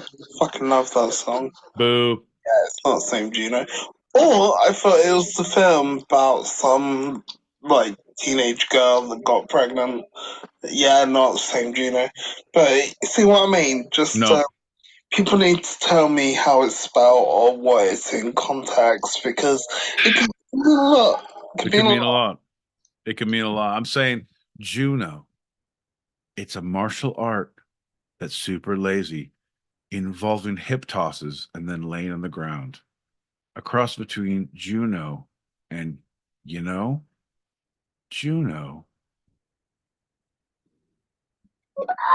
Good evening, everybody. How the hell? Boxing lady, how you doing? Coming live from Iowa. Whoop, whoop. Hey, hey, hey. However, it's my last day. I will be leaving tomorrow to head back to the valley of the barren desert. Anyways, hope y'all are doing good. Good to see you. Good to see you. Back to the valley of the barren desert. Do not fear any evil. The two-sided is with thee. John L. Peacock is at thy right, and my boy Pete at thy hand. No, I'm trying to do Psalm 121. No, that's 91. Something about snares, but none will, doesn't matter, John. Jesus, that's a funny joke. Literally, like about, say, 2 or 3 days ago, it was highlighted that Fisher Stevens, and people were like, who's Fisher Stevens? And I was like, have you ever seen the film Short Circuit? It's like, yeah. You know that guy that's playing like the Indian in it? Yeah, that's plainly brown face before it was like, oh, but no one says anything. Nobody said anything. We love Fisher Stevens. We love the Indian, like, South Asian people, but yet people don't highlight that. Just put it out there. Man, now you're going to cancel Fisher Stevens? What? That's not a hashtag we want to start. But if you do, we'll get behind it. Or wish-washy like that. No. Yeah, the movie came out in 1993. And yes, David Chappelle was in that when he I guess, was a weed head looking like a crackhead or something like that. Full on. Yeah, he strung out on weed then. He's cool now, though. Right? Slow ride. Take it easy. Slow ride. Take it easy. Yeah. I would love to go to Disney World. I mean, that's like $1,000, But I'm in Atlanta. Fuck it. I paid $80 Hey, for Six Flags goddamn pass. Shit, man. see, that's the same thing. Here in SoCal, we have right here, we got Disneyland, we got Knott's Berry Farm, and we got Universal Studios all within like an hour drive of each other, less than that of each other. Nah, about an hour. And Universal and Disneyland are expensive as fuck. You can go to Knott's and get a year pass, and there's no blackout dates or anything. And it's for like 120 bucks, 130 bucks if you're a resident. And like it's less than 200 for a year pass. And it's, man, great rides, great food. Fucking that's Snoopy's shit. That's Snoopy's stomping ground, man. That's Knott's Berry Farm. I don't know. I fucking don't like the Peanuts. There's no Peanuts land and shit, but there's a lot of Snoopies and fucking Charlie Browns and shit running around. And there's a bunch of booze and the best fried chicken you can get. Anyone who's coming to Southern California, I highly recommend. If you're on a budget, fuck Disneyland, come to Knott's. Words of truth right there. You know, I was thinking about America today. I was like, this is a beautiful place. I was like, God damn it. This is it. Oh my God. Yep. It just keeps getting better and better, doesn't it?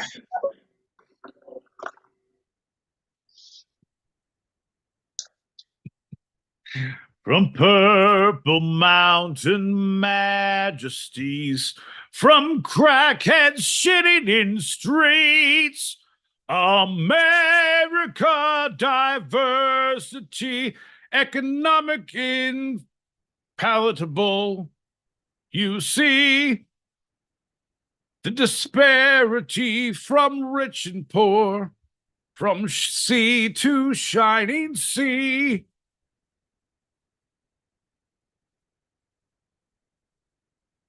Sorry, John. It's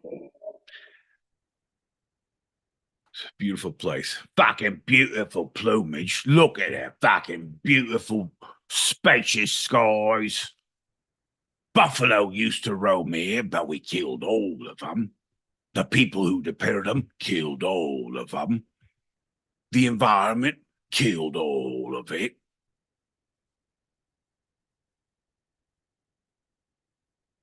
Jose, can you see? Gordon Ramsay? What the fuck?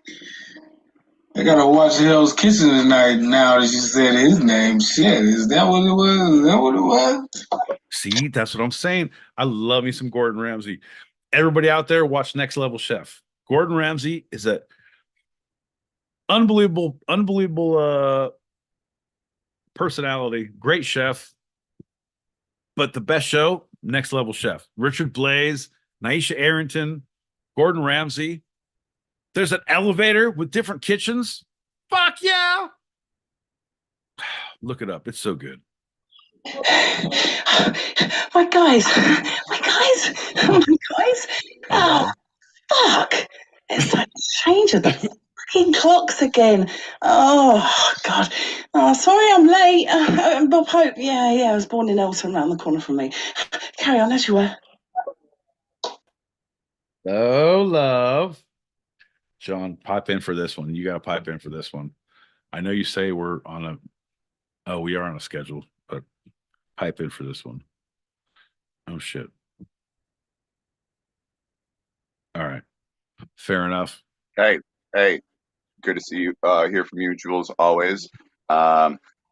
I despise the time change. I don't know if that's why you wanted me to pop in, but the only thing I could think of is like, oh, I hate it. I hate it so much. And we talked about it a lot, and it's kind of like a PTSD thing that just keeps on like coming back over and over again. Hey, you know what? We're gonna have the holiday 4th of July for those who went to NAM, and daylight savings for John L. Peacock, who grew up in Arizona, blissfully unaware of the stupidity of the time change. I hate it so much. I hate it so much. You have hey, Jules. so much. Love you, Jules.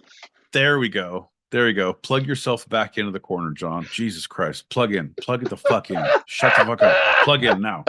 Plug in. Shut the fuck up. Jesus Christ. I bring Jesus him Christ. in. I was like, oh, here's I Jules. was like, oh, here's we caught Jules. up. Oh, Here's we caught Jules up. coming in. He's like, time change? Time change where? Fuck everything. Who hurt you, John? Who did this to you to make you so angry? Look, I brought fucking pretty Jules. I brought your friend and mine, fucking Patreon member extraordinaire, who's in the two-sided wheel. She inherits all of the stupidity if something shall happen to you, which is most likely going to happen to you if you keep up with this fucking attitude. Stop being so negative or you're going to be fucking punished. The floggings will continue until morale improves. John? Look, I don't want to mess with no reefer addicts, okay? John, the two-sided pod, Mona Lisa, J. Brew, Lolly B. Views. What up? Marvo, Julie Prunes, and Reindeer Spawn. What's good? Let's go. High vibration. What up? What up? What up? What up? What up? What up? Gypsy Get on it. a turvy. Get it. Get it. Get it, girl. In effect, I take those mashed potatoes with some butter on it, throw a little salt and pepper. Mm-hmm. You know, Hold up. Show your ass. easy. I was pretty satisfied, but raw.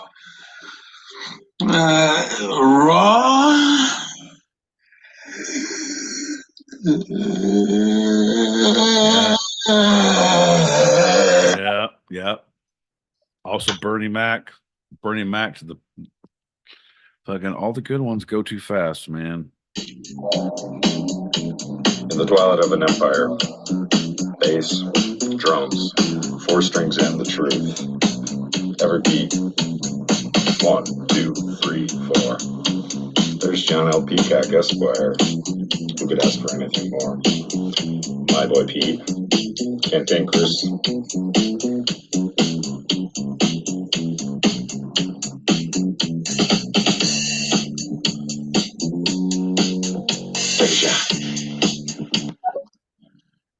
God damn, John.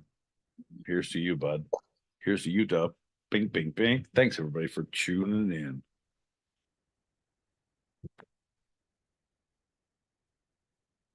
Ooh. of all people. It's come to this.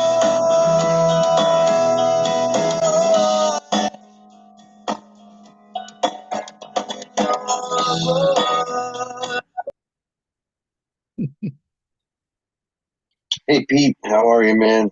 What's up? Get your shit together and be an active member of the show for you. Be nice, right?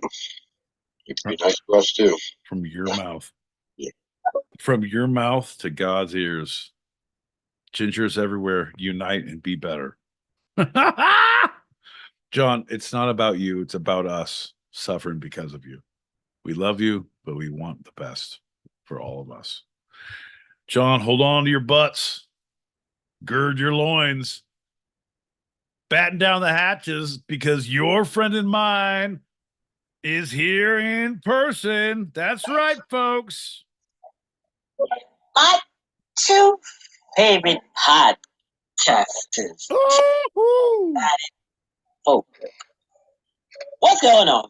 Mm-hmm. I Delicious. just want to take this time out to give a special shout out to the Women for Women's Month, but a special shout out goes out to you know who, Fannie Willis. Yes, that's the lady. Okay.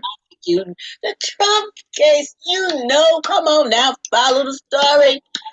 She went out and got a marketing team and wrote a book, put on her best Sunday dress, and went to church and told the church folks she wanted to make sure that Nathan was paid as fairly as all the other white attorneys. He made $250 an hour, and all the white attorneys made $45 an hour.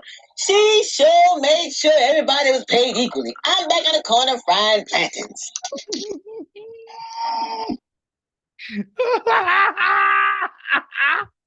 John.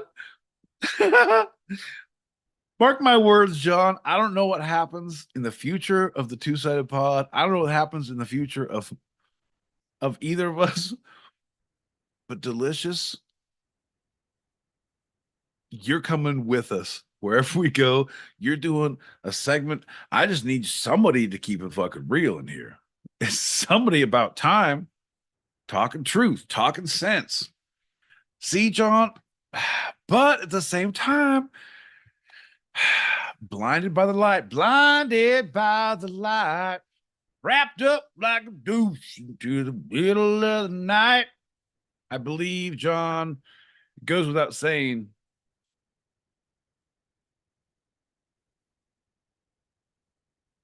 she got honey dicked.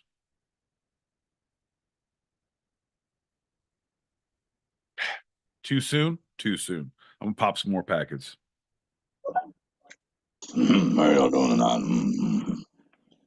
Just I'm about to say, hope you're having a great night. Show your ass. What up? Good to see you, Country McShitballs. My friend of yours. Long-time listener, full-time McShitballs. Now you're talking. What are they? Donnie Wilson's boyfriend, Nathan, you know the lawyer, made $75,000 a month. A month! I date her. Where are the documents that you billed for? He billed a lot of hours for those documents. He said he had no documents, they were in his head. In his head, $75,000 a month for laying pipe, not documents. He laid the pipe right. I'm not going to quantify blatants. All I'm saying is I'm very good at networking. If you just get me onto a legal team, I also will lay pipe for $75,000 a month. That's a fucking promise. From Peacock, and my boy Pete to you, that is a promise.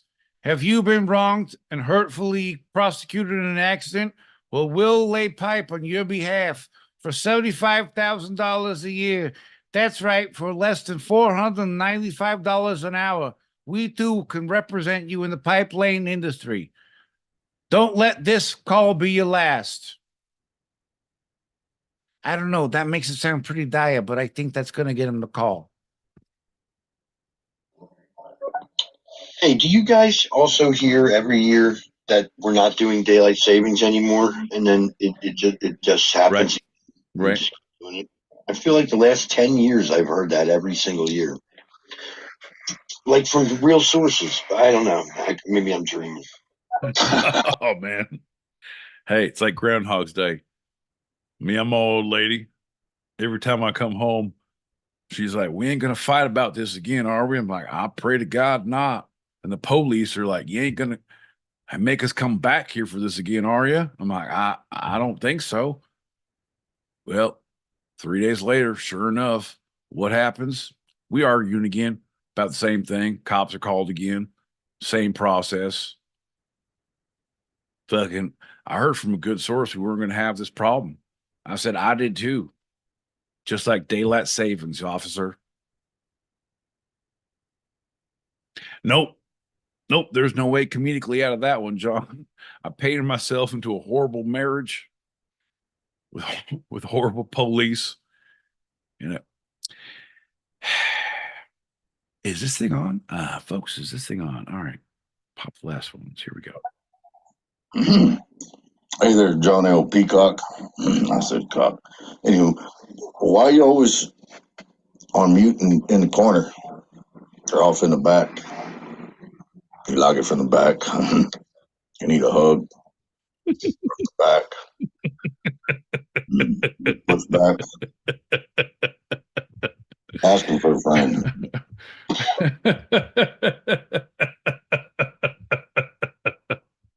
Hey, buddy. It's a trust tree. You can say whatever you need to say.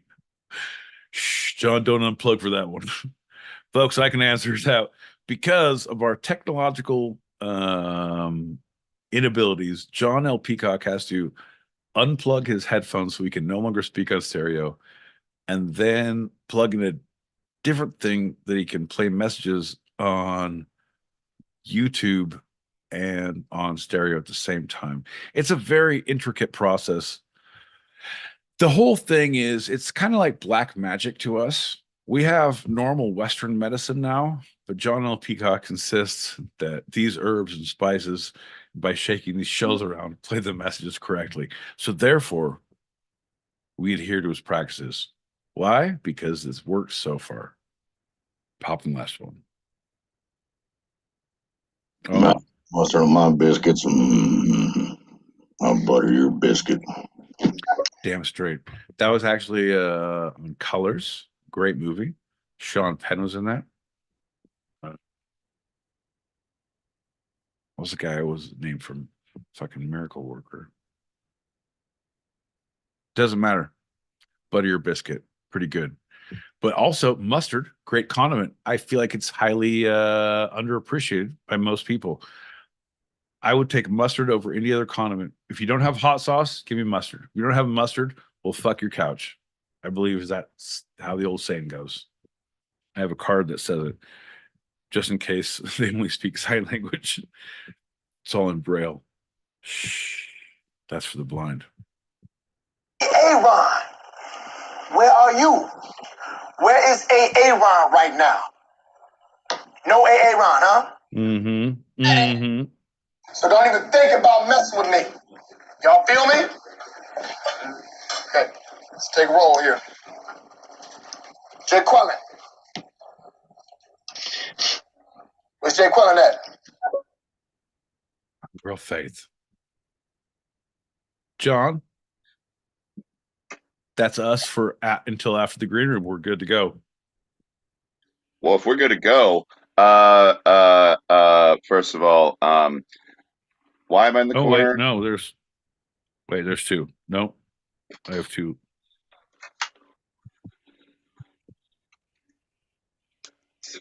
A crucifix, like I just need to go to church or something like that, because I drink too much and curse too much. Like I'm just one of these Irish people. Not at all. I like brunette women. Brunette, the white girls with the. Oh, okay. Well, I got to hear the rest of that. I like brunette women. Brunette, the white girls with the brown hair and the brown eyes, and they weigh like 240, like maybe 600.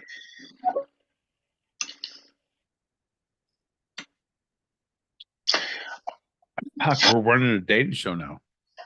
All right. We're gonna play the rest of these in the green room. John's gonna plow through.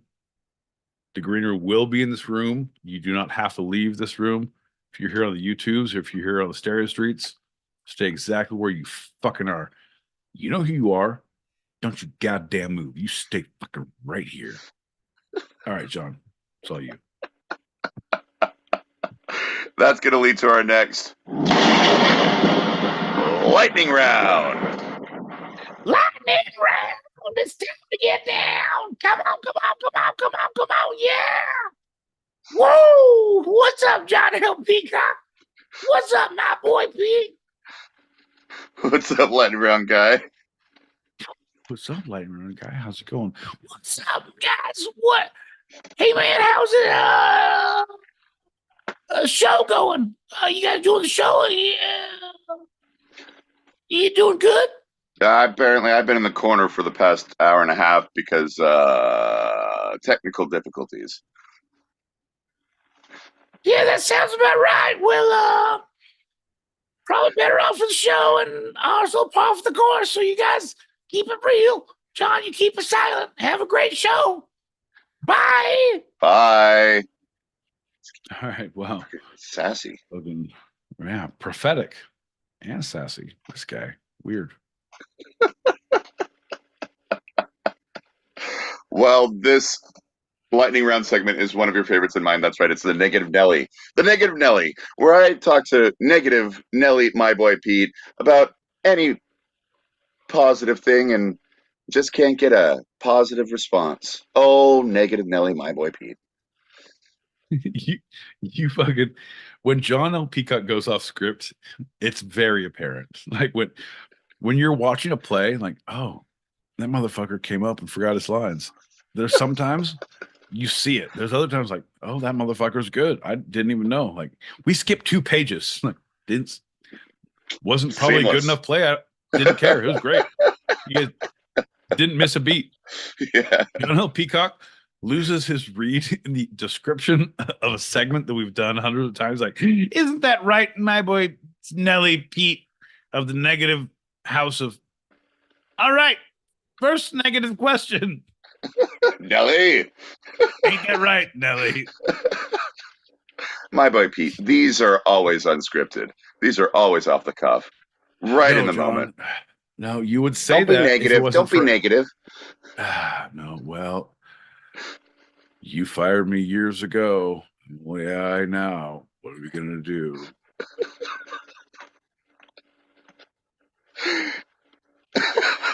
Wait, so are you saying, did I actually describe it properly? Yeah, John, you did a great job for the learning disabled and the blind.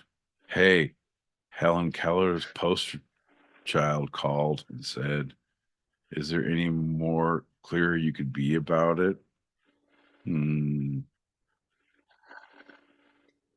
So, Pete, people say you'd make a great stand-up comedian.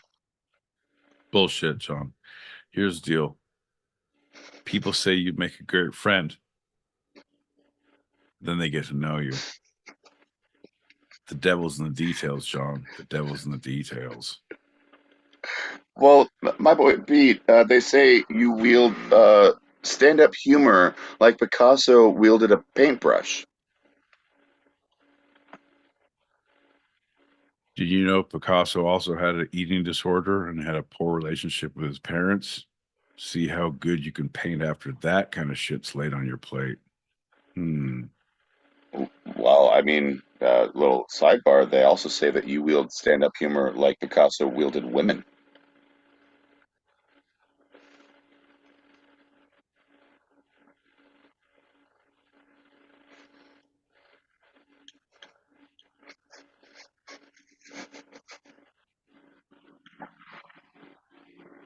All right, that's true.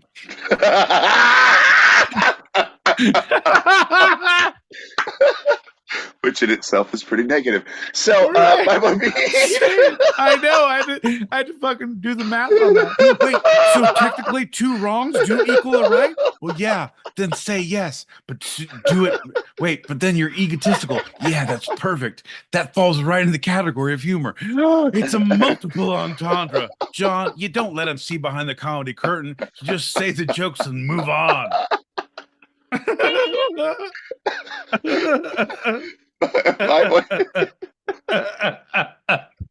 You stupid son of a bitch.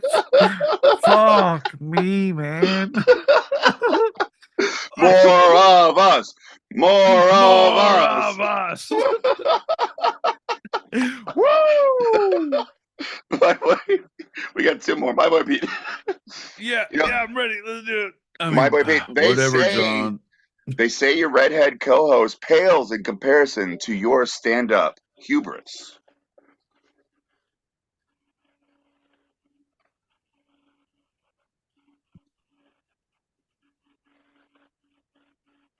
Well,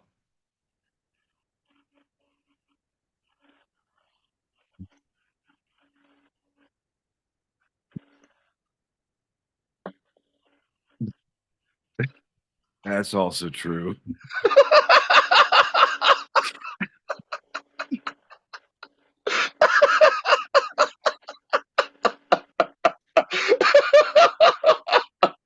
Let me try it again. Because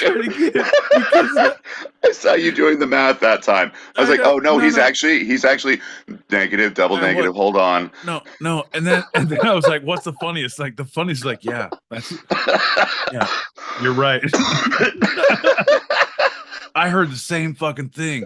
Man, are you going to the same bar I am? That's crazy. Fucking word on the street. Shit's weird on Tuesdays, 8 p.m. Pacific, 11 p. Eastern. Eastern. It's like a nor'eastern wind if you're in fucking Maine. It's a Peastern if you're on the international time cusp. Doesn't matter, John. We're too far gone. All right, I'm ready. No, do it again. Do it again. Do it again. I want one more of that. I want one more. I want one more. Ready. Ready. Go. Go. My boy Pete, they say your redheaded co-host pales in comparison to your stand-up hubris. Oh, yeah.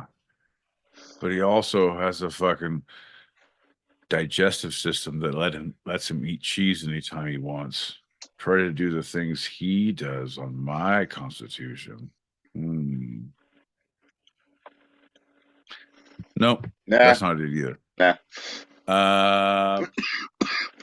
Well, yeah. No, like literally, I don't know how to be positive about you and negative about me. I'm like, if I say this, like, how do I go negative about myself on that? I'm like, whatever I say negative about you, I'm like, I'm way better at that than you. Well, hold on, Pete, you don't have to go negative. Oh, am I trying to? I do. Okay, you do. No, I do. Because what is it? Hey, you know that John is bad at this? What's the negative of John be bad? Well, he still could be bad, but he's better at this than you have to have. John, it's a workshop. Let's spitball this. John, if you were a negative trait of a ginger co-host, watch. I have a pencil and pad here. Carol, take this down. John, and then what would be one trait that you held above your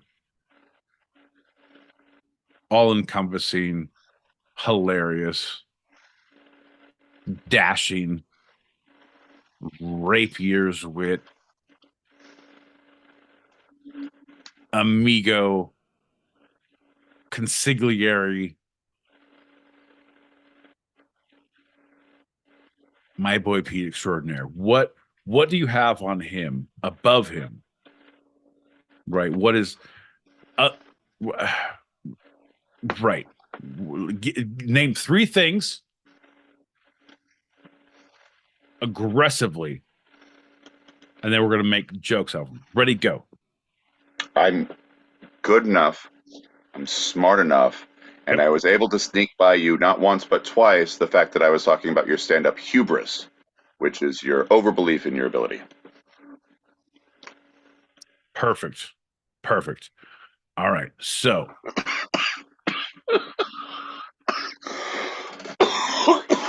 looks like a compound fracture of hubris.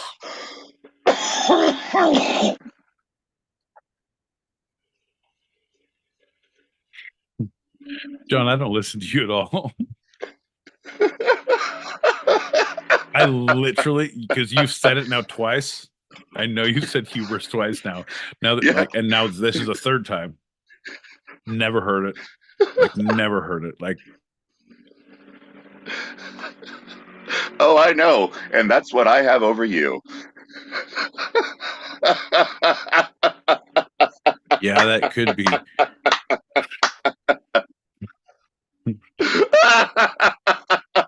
You ever try to listen to a full sentence? Fucking ridiculous. So I put it at the very end. I was like, he's going to phase out as soon as he hears pales in comparison to, and he's like, all right, I'm good to go. 100%. I know, because you just tried to cut me off 3 times with saying the words 100% in the middle of my sentence. No, but yeah. Get to the point. We know what you're gonna say.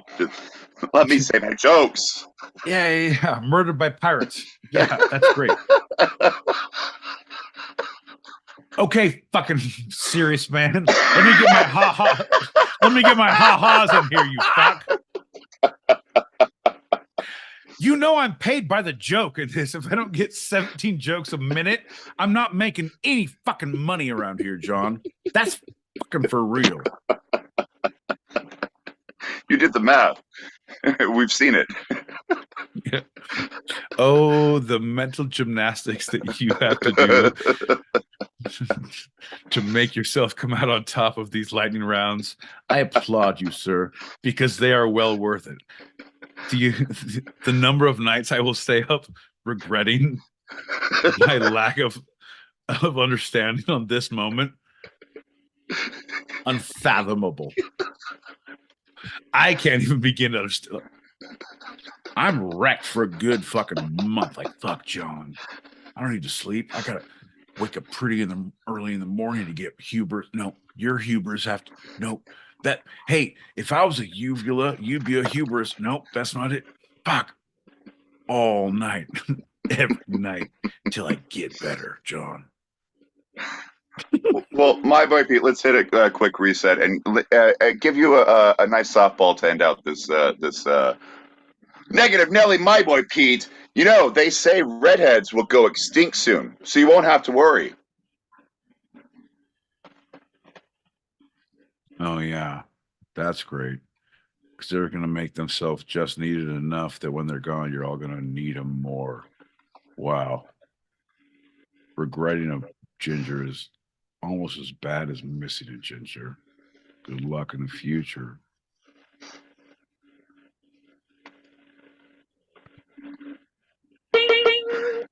This has been a negative Nelly lightning round.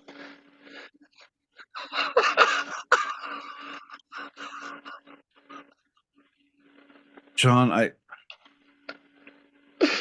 weep. I weep for the future of this show. I pray for an understanding.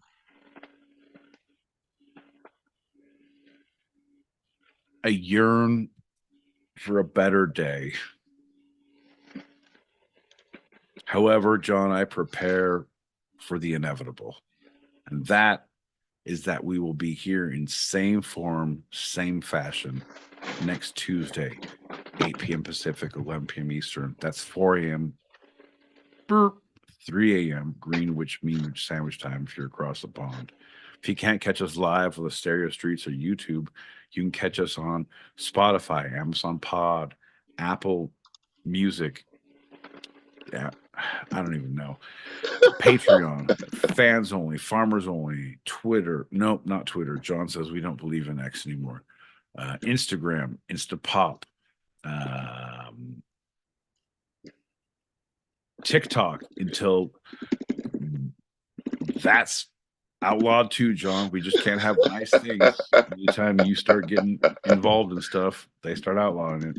I know. Our handle is at two-sided, all lowercase, all one word, no underscores.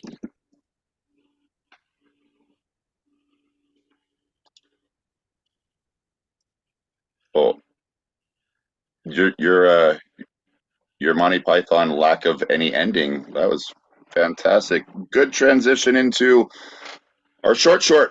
It's our short segment. And now for something completely stupid. So for these short segments, I will put 5 minutes on the clock. I'll introduce the segment as precise as possible, read excerpts from a single source, and we talk till the timer goes off.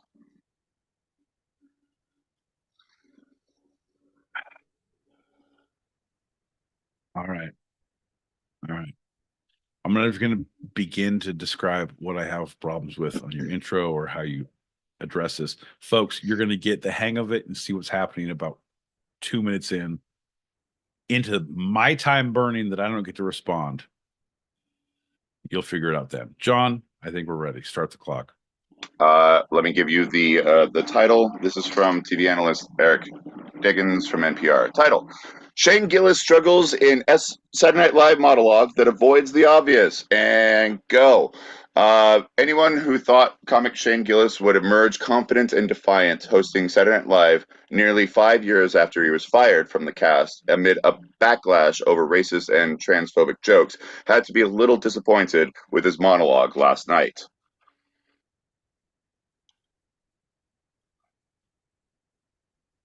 No, keep going. No, keep going. I people had to be disappointed in his monologues. They wanted to see fireworks. Well, so Gillis didn't spend much time joking about the controversy or the rise of his comedy career that led him to return to the show. Don't look up that, he cracked seconds after walking on stage to greet the audience. Quote, if you don't know who I am, please don't Google that. That's all you need to say. Address it, move on. Yeah. Don't make it part of your thing. You don't want the fireworks. It's the how are you gonna continue? People didn't get those jokes. Let me make more jokes. People didn't get those jokes. Let me make more jokes. What's my job? I'm a comedian. I'm not running for political office. I'm not trying to raise your kids in a daycare. I'm not trying to date your fucking daughter. I'm a fucking comedian. And you've said it in the early days of Two Sided. You rub my lamp. You brought me here. Sit down. You're getting your 3 wishes, right? I think this is what he did. I'm reading very specifically analysis slash editorial, right? And I'm doing it with his point of view because I want some counterpoint. Because here, instead, Gillis moved on quickly, turning to in an uneasy opening monologue punctuated with slight stabs at being naughty. He joked that, quote, every little boy is just their mom's gay best friend, and offered a bit of about how people with Down syndrome, including relatives, are some of the happiest people he knows. Okay, I'm still as I didn't see it. I haven't watched Saturday Night Live in the last like season and a half. I watched the weekend updates only because it turned to shit, and it's too politicized. I need Lauren Michaels to move on. I need Tina Fey to take over, and then she's gonna be too political for her first season, and I'm not gonna fuck with that. But season 2, when she comes back, she's a little more jaded. Right. If I can get back to the comedy, if I can get some blow on the set, John, that's when the fucking magic happens. That's when we want to see it come back. But I feel like at that point, you're happy to be there. You need to give people what they want, give them their greatest hits. I'm edgy. I'm going to do gay jokes with I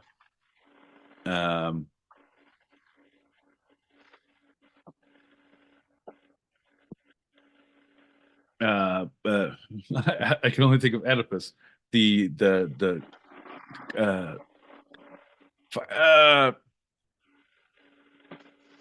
Oh my god, the other complex. What's Electra? The other the Electra complex. Wow. There we go. Fuck. Spent a lot of time on that one. Wow, and we don't need to go back to that. Jesus. I feel like I was lost with the sirens on that one. Fucking the chorus could have told me no. I'm saying you have these moments, so you're making the jokes that appease the people, but you're not going to push any line for the censors to be canceled. You're going to address the things. You're going to toe a line. You're not going to give. Right. The last thing I want to read from this, because we're getting towards the end, but I wanted this point. Gillis may be attempting something that's increasingly tough to do in a media world where every podcast and stand-up gig is recorded and uploaded somewhere, talking to his once core audience in a way that is more explicit and button-pushing than the comedy he offers for a more general audience, like his Netflix special or Saturday Night Live. Who might that remind you of? Who? What? You. It reminds me of you. No, John. No. Here's the deal. John, you got to give the people what they want, right? But you got to do it in a way that still fucking pays the light bills. So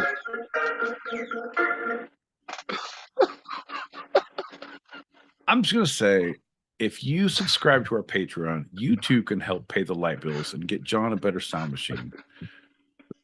So we don't have these technical errors moving forward. Ain't that right, John? How come that works? How come that fucking works? The one sound effects that works well is that. That makes total sense, right? Boo this man, his vaudevillian style of humor. Boo this man. Hey, yeah, bet. All right, let's do a shot and get our final segment out of the way, huh? Because it's a serious one and you're going to love it. I just know it. Fair enough.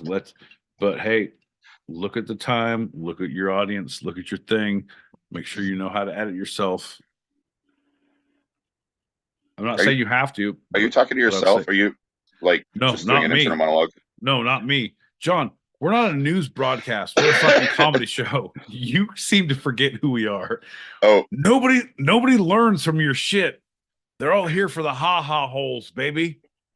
Cheers. Trust me, this series is going to have a lot of ha-has because it's going to push a couple buttons on your end. Hey, cheers. Cheers to you, buddy. Cheers, everybody. Thanks for listening. Because we're going to talk about a long and wonderful life of redhead stigmas and stereotypes. Nothing serious about that. Did you know that gingers have those souls? What? Oh, I didn't even see that in my research. What? No, here's the deal. If you put 3 gingers in a circle and you put a triangle of fire around them, they'll fight to the death. That's a true story. Look it up. No, well, no one's ever done it. You find 3 gingers and then you make a triangle of fire around them. You're not going to be able to do either, so no one ever knows. That's true. All right. Did you know? In my mind, I'm trying to go back. That was Jasmine's nickname back in college. Triangle of Death. I'm hoping it was. They called me the Triangle of Death. They called me the trifecta of gingers. I don't.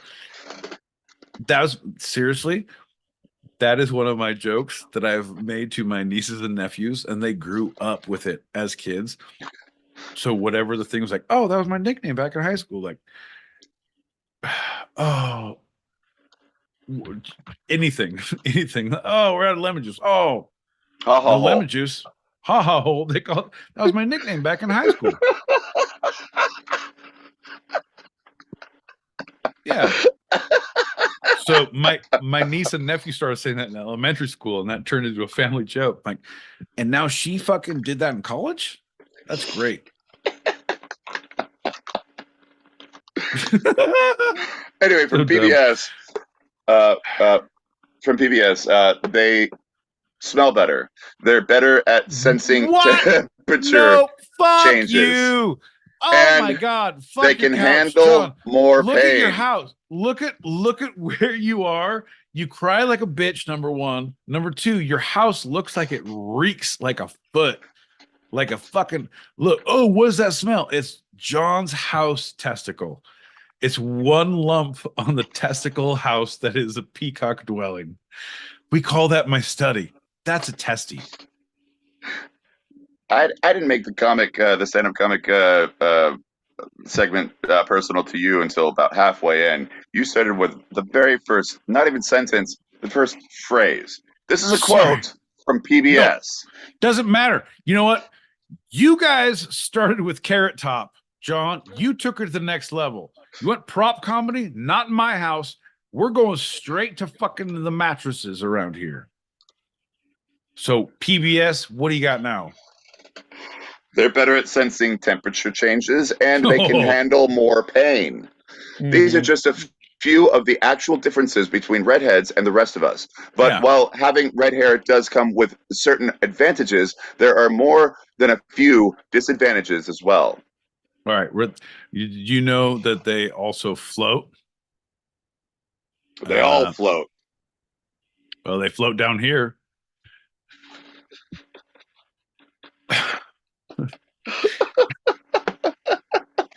Fuck you, John. I'm just getting started about gingers. Here's the deal, PBS. Don't get on their side. And let's get back to that fucking smell thing. All right, the most dangerous game. Have you ever been hunted by a predator? Well, I tell you this much, you can rub yourself in mud all you want, but if you have a ginger next to you, they smell so delightful, like a newborn baby fuck, that fucking triggers the fucking predator's thing that gets a little, and they see the thing, and you're gonna get eaten. You're gonna nope. Yep. Here, let me Yeah. take All that right. sentence out of order and see if you might read it a different way. All right, fair enough. Let's try again. Ready? Go. They can handle more pain. They're Nope. better at sensing temperature changes, and they smell better.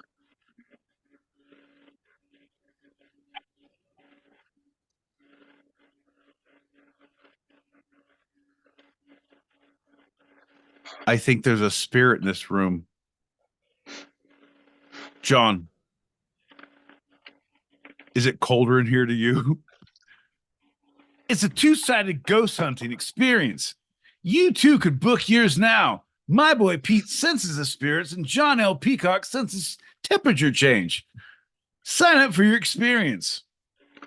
No, and then you smell better, so you're a fucking like, oh, that dog's in heat. What? Yeah, no, I wanted you to say yes. You're so excited. Yeah, yep. Huh? I thought you were gonna go truffle pig or something, but no, John. Here's the deal. Pig is a great movie. Where's my pig? I was so angry about that movie on so many different levels. Great movie. It's not as like a feel good, satisfying like Leaving Las Vegas. Yeah, or Bringing Out the Dead. Sure, we all love what's his face, but no, we're talking about redheads who can sense smells at a greater capacity.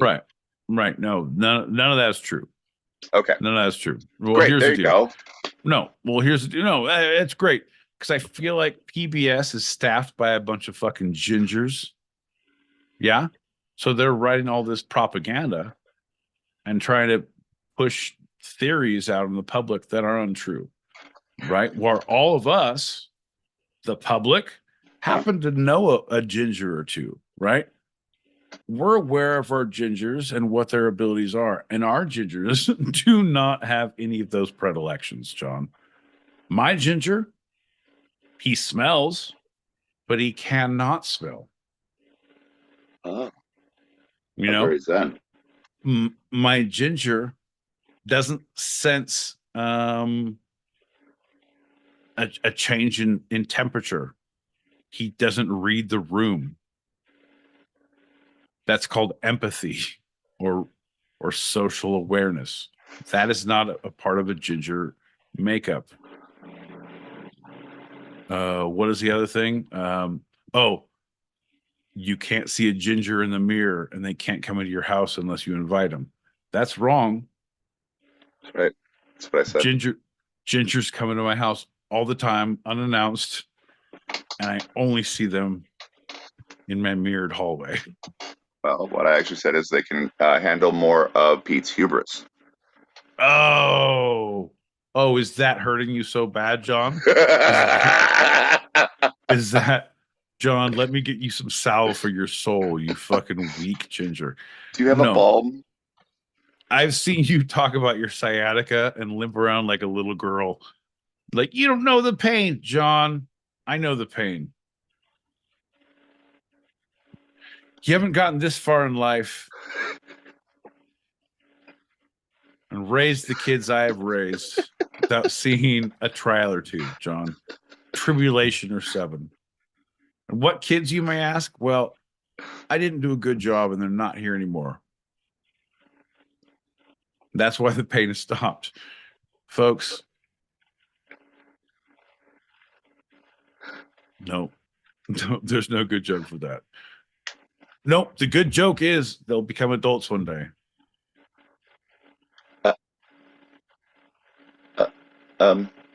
Okay. And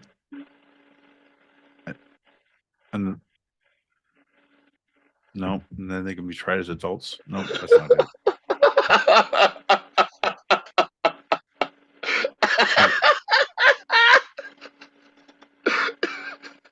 I'll figure this one out. We'll table it. We'll put this one on the think tank, John. We'll go back. All right. We'll go back. So a couple of facts. Only 2% of the population of the world has red hair. Typically is caused by a mutation in a gene called M1CR that causes hair follicles to express a protein called pheomelanin. Yes! Pheomelanin. That gene also causes gingers to express an emotion called ew, where no one wants to be around them for long periods of time. Ew. So the mutation is recessive in about 40% of the population. But when two carriers of the recessive gene make a baby, that baby can express the mutation. Right. So when two recessive carriers create a baby, it becomes compulsive. Hence a ginger, the old obsessive compulsive. Oh, recessive. Sorry. Recessive, right? Yeah, not dominant. That would be brown-haired, brown-eyed, glasses wearing, Right. salt and pepper bearded Right. co-hosts. Right. Oh yeah. Safety word is socially acceptable. Yeah. If we're talking about dominant. Yeah, gotcha. Oh shit. MFA in the house. MFA, how you doing? Glad you're here. We're just going through the rundown of why gingers are a pariah on our society. Welcome to the party. Folks, if you want to chime in and give any firsthand knowledge of how gingers have ruined your life, you can be part of the society talk right now. It's an open forum. It's an open chat community hall get together. Ain't that right, John? That's right. We're just talking the smallest percentage of any population in the world that's actually a mutation. We're just a little. We're called the unicorn. What about the lepers, John? What the about unicorn? What about? No, that's not a mutation. If you had a ginger who was a leper, oh, he has red hair but no arms. Look at him. He's one of a kind. John, could you get leprosy and then be a fucking? All right, folks, welcome to the Two-Sided Pod. My boy Pete, fucking dominant gene out in Southern California, and recessive fucking no-handed ginger John L. Peacock in Brooklyn. John, adjust your headphones with your foot. Look at him. He's spry like a motherfucker. The two-sort. Get your foot out of your mouth, John. All right, so it's mostly speculated that the M1CR mutation was brought to the mainland of Europe by the Viking raiders of Norway, Sweden, and of course, Denmark. 100%. When we think about good smelling gingers, we think about the fucking Vikings. You know what, John? Oh, yeah. Have you met Ragnar Lothbrok? He smells like a fucking rose. He also has no social awareness, John.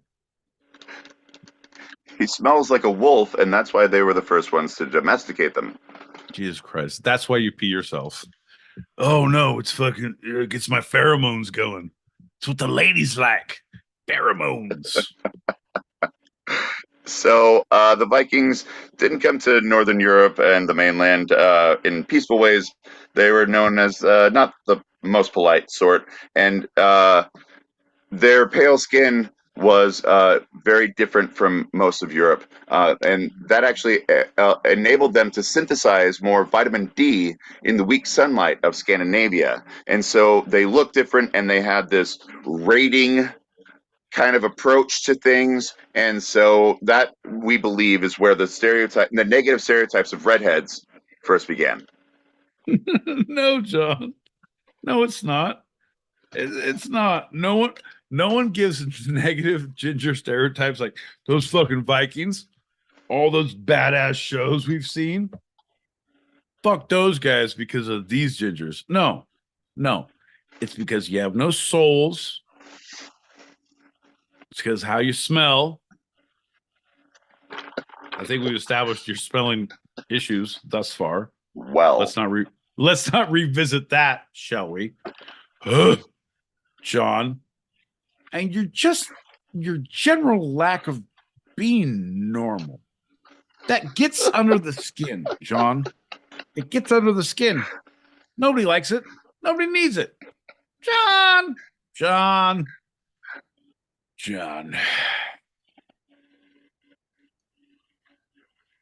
I don't know how to say this, but I feel like it's time to come clean.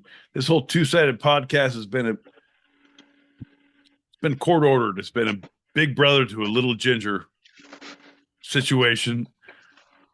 I said, how long do I do this? And he said, as long as the ginger lives. And that's why I've been trying to actively kill you with kindness, with fucking different toxins I've sent through the mail. But you can't trust a mail service or kindness these days. So I guess we're in it for the long haul, bud. Well, speaking of the long haul, it's the chicken and the egg situation, because Judas, the betrayer of Jesus, was depicted in biblical times as a redhead. Many say it was done so to show him as other than Jesus, and that he wasn't actually a redhead. But that has led to other major figures throughout history being depicted as redheads, like Genghis Khan, which is most likely not true. I'm not going to say 100%. 100%. I knew a lot of the Khans, the Khan family. I knew a lot of them. All of them redheads. None of them good people, John.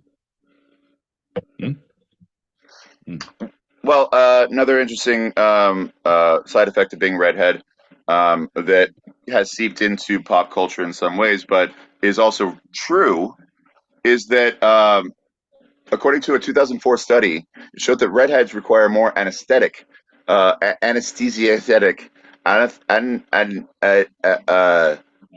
hold on. Here we go. Anesthesiologist. That's the doctor who does the anesthesiology. Anesthetic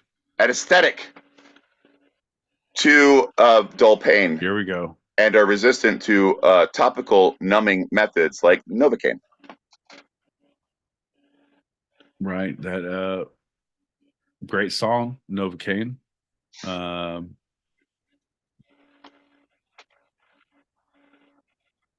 Little.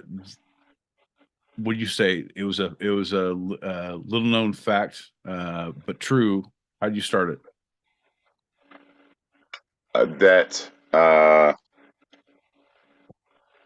Something but true. It led into stereotypes about this, but this is a true. This has been shown in a study that it actually is true. Right. Yeah, that's a fact. That's a fact. That's what. No, John, you don't. I don't need to finish it. You know where that's going. Yeah, it's fine. Yeah, it's fact.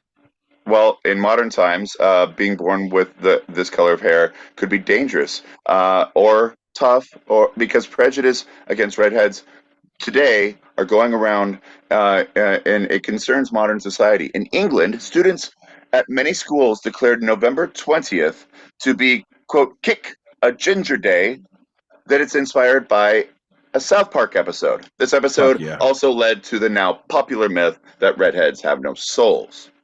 Right. Did you know that gingers were actually created in a wet market? Where? I don't know where, but we all caught them. Fucking locked down to the show with them for the last 3 years. It's been crazy. So this major pop culture stereotype, also they're dubbed the unicorns of the world, the human world. Here's some other stereotypes attributed to redheads. Jesus Christ, John. The thing is, fuck. I love you, man. I appreciate you. It's so good. Because if you didn't have this pride, if you didn't have, you are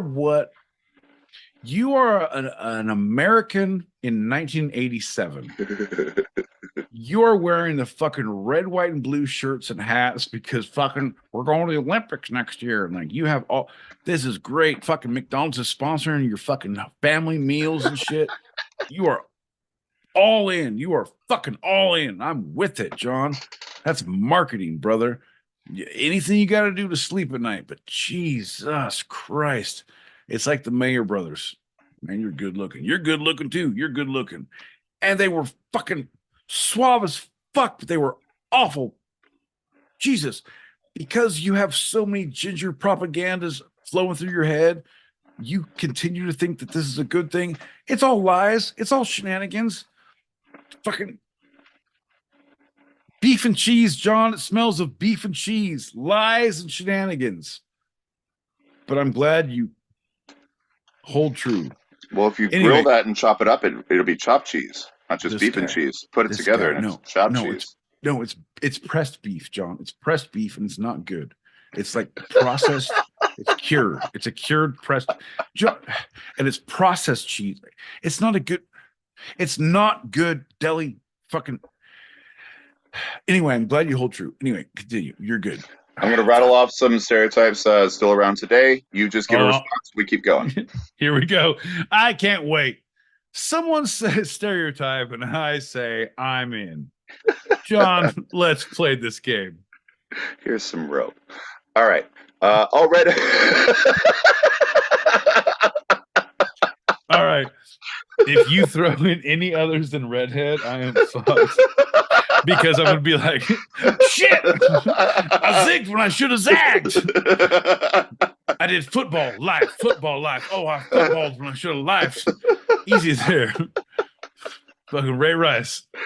Footballed in a hotel elevator. That's some bullshit. All redheads must be Irish. No, the thing is, the good ones are, because those are the ones you can identify by the way they speak. That way, you know not to trust them when they talk. Redheaded men can't be trusted. See, reason one.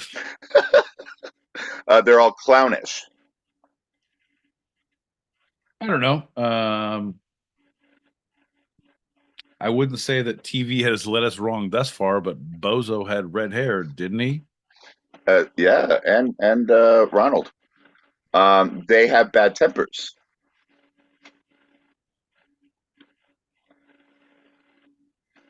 They're like dogs, all bark, ginger bite. Well, that leads into the next one. They are all freakish indoor dwelling weaklings who cannot engage in outdoor activities. No. The ones outdoors have Napoleon complexes. They're the ones to watch out for. And on the women's side, they're highly sexed. Nice. Do you have any names or where they're hanging out, or? They're erotically skilled and simply hot stuff. Think Jessica Rabbit from Who Framed Roger Rabbit. Nice, John. I'm just saying, don't blame me. My script was just written this way. Those are some modern ones, but in the ancient world, it was much worse. During the Middle Ages, red hair was sometimes associated with immoral acts. By the time of the Spanish Inquisition, red hair was even being used to identify Jews. Mary Magdalene, along with Judas, are both identified as Jews within the Christian tradition and depicted with red hair in certain artworks of the era. Yeah, John. But again, it's only for identification purposes. And you have Mary Magdalene because you got two Marys rolling around. You can't say, oh, that's Mary M and Mary Mama. Like, oh, shit, they're both Mary M's. That's some shit. So, make it Mary Red Hair. Like anyone who's off-putting, who's a little bit in the fucking evil side, who has, left-handedness. Sinister? I wouldn't go that far, John. I'd say you're fucked.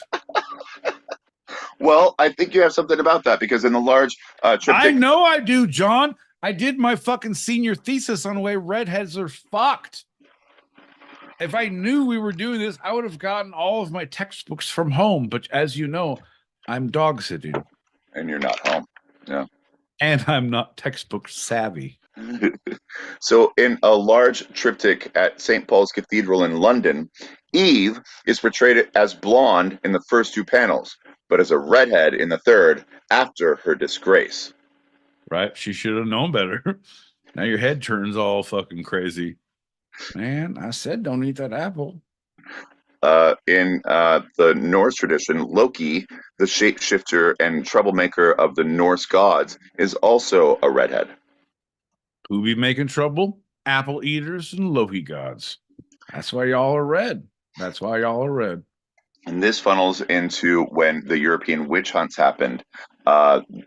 There was a large targeting of redheads as witches in both Scotland and Northern England.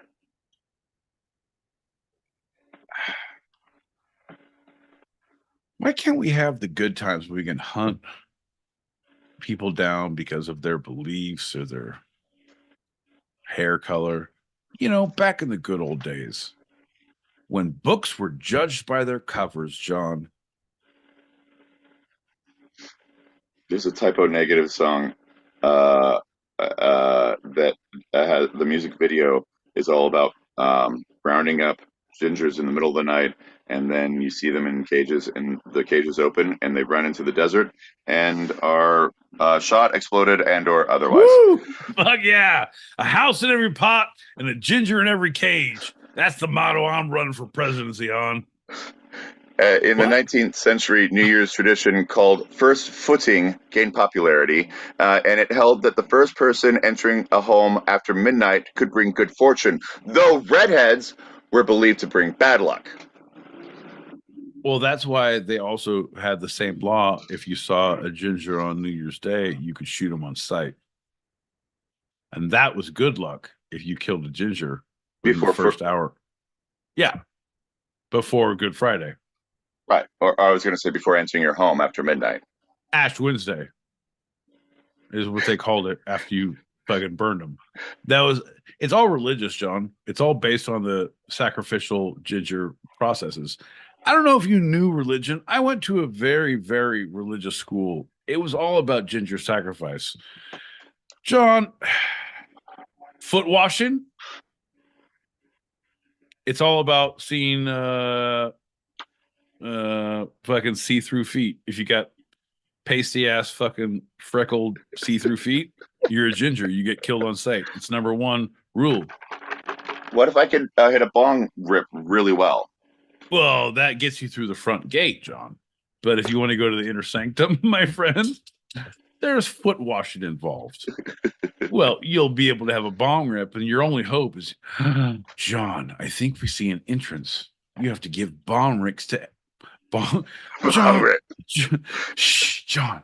Let's start over. John, shh, lean in. Everyone take a knee.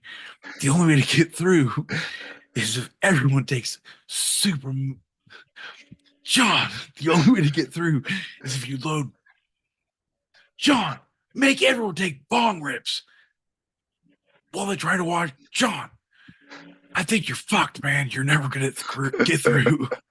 Hello, my name is Bong Rick. All right, you're on the list. This is easier than I thought. Give him to everyone.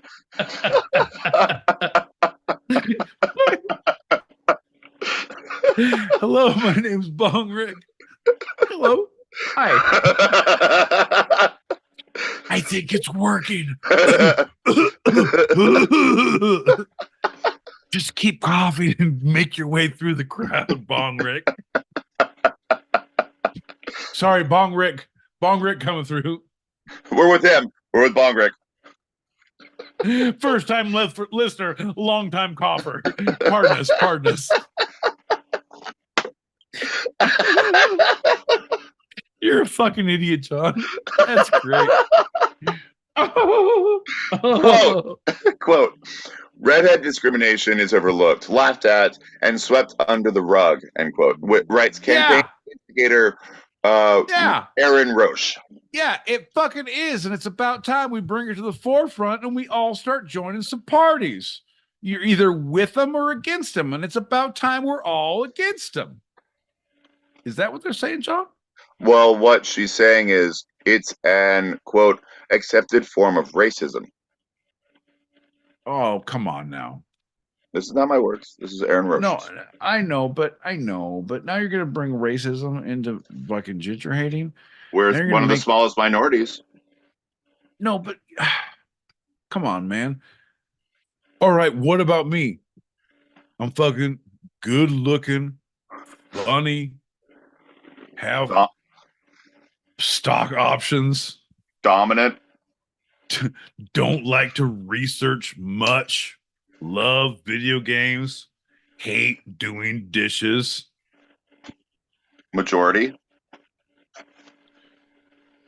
What about my turn, John? What about my turn? Man, when I say it out loud, I see how you take it in an offensive manner. John, what I'm trying to say is nope. I was gonna double down. I can't in good conscience. I can't. Nope. All right. Well, speaking of doubling down, another example that Roche points to is in September of 2019, the world's largest sperm bank, which is Syros of Denmark, began rejecting redheaded donors, claiming a, quote, lack of demand. Oh yeah, 100%.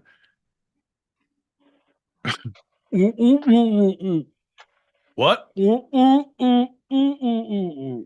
I'm sorry. We are not taking any more donations from redheaded donors. Oh, that's bullshit. You guys clean this up. That was my money shot right there. You're an idiot. All right, to wrap this up, anti-ginger prejudice and enduring stereotypes persist today, rooted in remnants of these historic superstitions. But redheads are now fighting back. Events such as World Redhead Day, celebrated the 26th of May, or the Dutch festival Redhead Days, where gingers from around the world come together each year, are spreading awareness in the hope of a more inclusive future.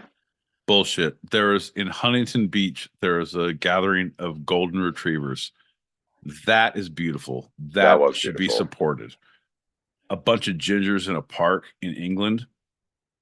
That's unfortunate. I don't give a shit, John. It's somewhere where there's no extradition treatment.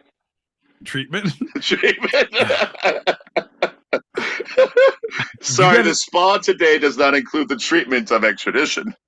You got a disease, and there's no treatment for the extradition of the disease.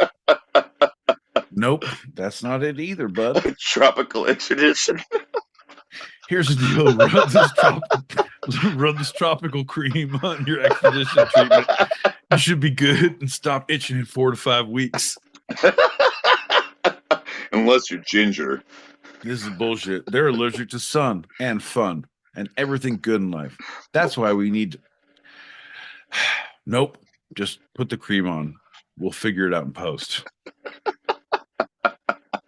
All right. As we leave this segment and get out of this episode, I just want to give you one last chance to give a couple shots at gingers because you love them so much, and I don't want to leave this segment without one more chance for you, John. This is like every movie you've seen.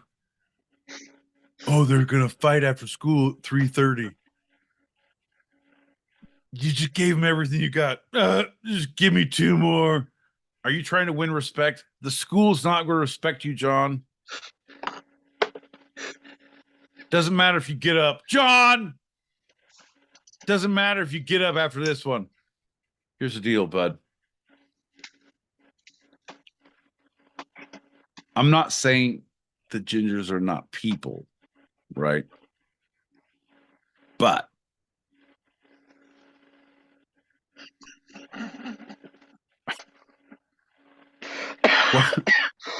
Why are you laughing? Hey, man.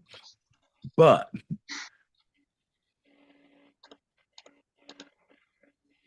I've never seen a ginger with traits of an actual person. So if there was a Venn diagram of people Ginger's podcast hosts, in a small sliver in the middle, there would be a John L. Peacock. And I feel like we would all be the better of knowing him, but even more suspicious from knowing what other circles he runs in. I'm not sure. I'll have to check with my accountant, but I believe that is the greatest compliment you've ever given to me as a redhead. Yeah, I mean, don't look it up. Don't run it back. The revolution shall not be televised, John. So you're still as useless as you ever were. And I feel like that's what's important here. There we go. That's the Pee Wee now. Sources for this episode of Two Sided have been first segment, Penn State, Britannica, and superprof.com. Second segment, PBS, Connecticut, Medium, redhot100.com, ancient-origins.net, and the Florida Times Union. And the short is NPR. All right. That's a lot of... I heard something about Florida in there, and I don't feel like that's a real reference because they're not a learned state. It's something I took the redhead segment from. Of course, right. It's like they're not educated people.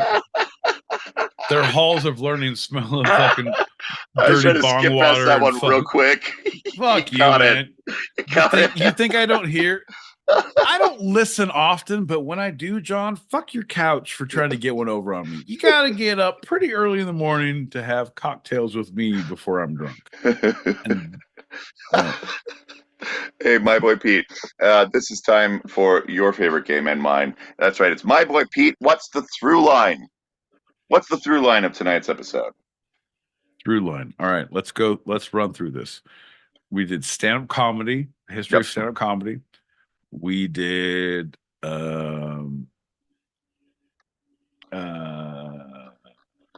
what's his face on Saturday Night Live. May we never forget him. No, I'll never forget old what's his name.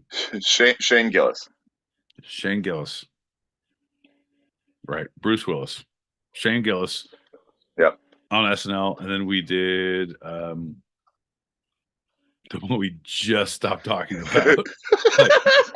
like literally the last sentence that we just gingers. Why they're so fucked. Gingers and their fuckery. Right. So do you remember all of them now? Yeah. Shut your fucking mouth, John. I'm fucking working out the mental picture. I'm an artist. I'm like a goddamn Picasso working out the fucking through line of this bitch. Shut the fuck up. Shut the fuck up and let me use my words. All right. Number one, we got fucking stand-up. Number two, we got Shane Gillis on SNL. Number three, we got Redheads. Number one, Ha-Ha Hole. Number two, Shane Gillis, Redhead Hole. Number three, Redhead Hole. Do you think that all redheads are funny, John? Yeah, but that's not the through line. Okay. It's comedy, it's a redhead comedian, and it's the history of redheads and why they're judged. Judgment. It's judgment. It's cancel culture for redheads. No redheads can cancel culture make a redhead fool me once, cancel culture, redhead me twice. No. Shame on redheads. Shame on you. Nope. A redhead in the bush is worth 2 rocks thrown at a redhead. Nope, that's not it.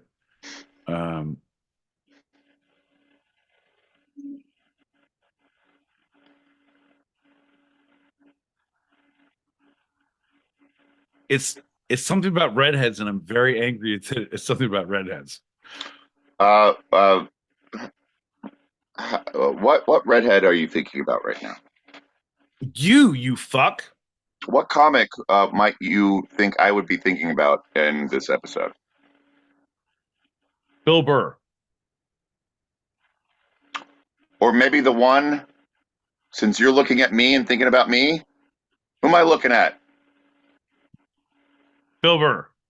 That's right. It's all about Bill Burr. Ba ba ba. Comics and redheads. Comics and redheads. Comic.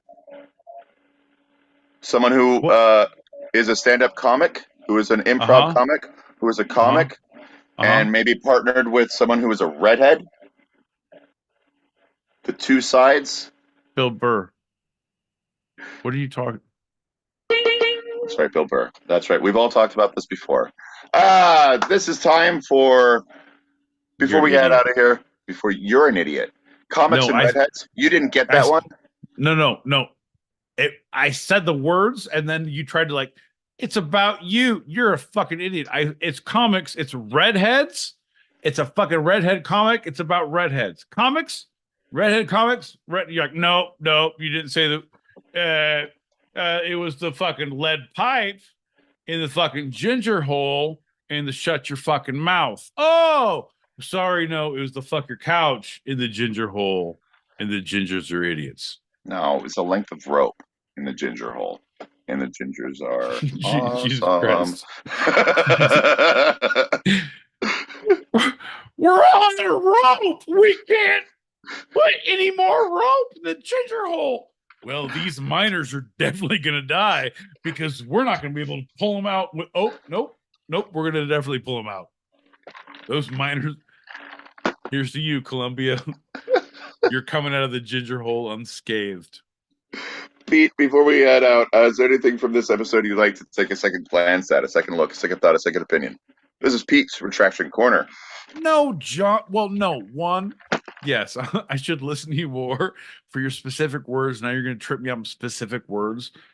When we're talking about comedy and I'm looking for humorous and you say hubris, and it changes the entire dynamic of the question, and I was lost for fucking 7 years.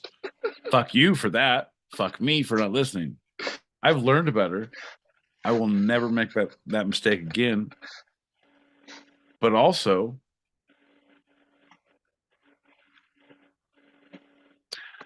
I'm better for it. I feel like I have grown as a person. I've seen the follies in my ways, the foibles that have led me to where you were my better and I was your lesser. John, I don't often say this, but you, sir, had the upper hand. That is what I would like to take a second glance, a second look, a second chance at. Well, let's have a shot and get out of here, Benny. All right. Well, enjoy this while you can, because it's not going to fucking last long. Cheers to you, bud. Cheers to you, bud. Bink, bink, bink. Cheers to everybody. And thanks for listening, everybody. So we have our open chat show continuing for those listening live on the Stereo app and on YouTube right now. So if you're hearing this live, regardless of the platform, stick around. And if you're hearing this later and you want to join us in the green room for after show wind downs, or you want to throw some topics out there, Tell him, John. What's the email, Pete? Say it. It's twosidedpod@gmail.com. That's TWO sidedpod@gmail.com. That's a wrap for tonight. I am starting the final thing. Yes, great. I'm John L. Peacock out in Brooklyn, New York. I'm my boy Pete in Southern California. And this was our show. You can eavesdrop wherever you get your podcast and even join us live, both on our YouTube channel. Shut up. Handle at @2sidedpod, all one word, and the Stereo app every Tuesday, 8 p.m. Pacific, 11 p.m. Eastern, as we talk about the two sides of life, the fun and the serious, here on Two Sided. Love you, Pete. Love you, John. Giddy up, buddy.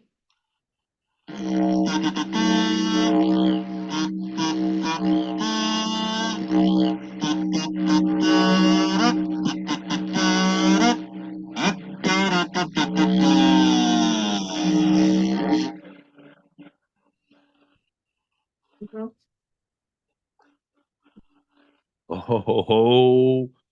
Folks, ladies and gentlemen, boys and girls, children of all ages, we are now officially in the green room. Holy shit. Hold on to your butts. This is where things get weird. General Peacock is stepping out of the room for a quick moment. He has to go and reset the timer. The Doomsday Calendar. That's right, folks. John is setting the timer on the Doomsday Calendar. We're at T-4. Things are looking good. But no, he goes out so he can actually record. It's something about recording. Don't ask me. Don't ask me. I'm just a waif in the sea of the fucking two-sided. Here he comes. John, are you there? Johnny, can you hear me? Johnny, can you hear my voice? John, so plug in the speaker, yeah, before you go and do your business, yeah? Hey, bud. So I can play messages. All right, well, you always fucking, it's not a quid pro quo. I don't always just fucking give and take, a tit for a tat, a quid for a pro, quo for a oh. But actually I do. So are you plugged in? I would say give me a thumbs up, but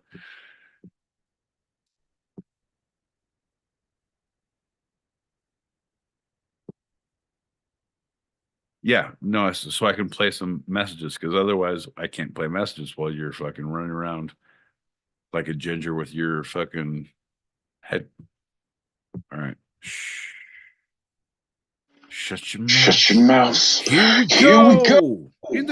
Okay. Shh. Here we go. Hey, my boy Pete, have y'all thought about making stickers? You know, that says "Go fuck your couch," something like that. That'd be pretty damn cool. I'd buy one. Just saying. Hey man, I'm letting you know right now. So we do have merch. We do have some two-sided stickers. We also have on Julie Prunes on her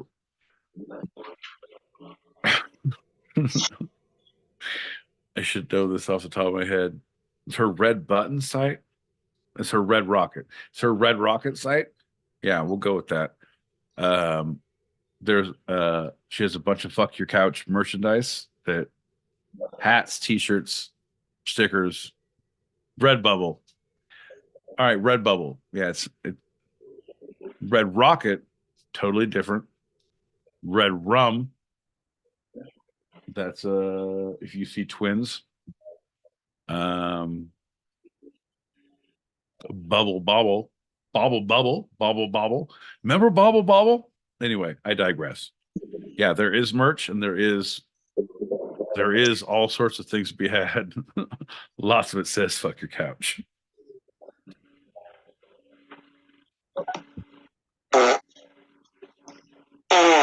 Wait, who did that? Wait, where was that? Wait, hold up. All right, someone's got a soundboard or fucking squirts. Either way, we're in. Hey, John, are those technical difficulties? Are they kind of like user error? Is that what's going on here? 6 of one, ginger of another. Did you say Picasso? Pick your own asshole. Better make it 2 fingers. That picture ain't gonna get out of there no time soon. I thought Shane did all right. I mean, it's obviously not the kind of show where you go off the rails. You know, he did all right. Yeah, no, right? I'm with you. He did good. Gumby? Gumby, damn it. Gumby. I'm Gumby, damn it. So good. And Mr. Robinson's Neighborhood, fucking unbelievable.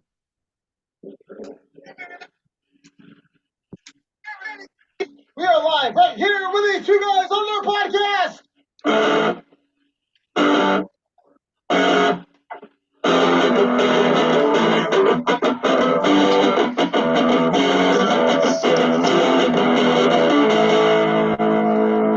Have a great motherfucking night right here on Stereo.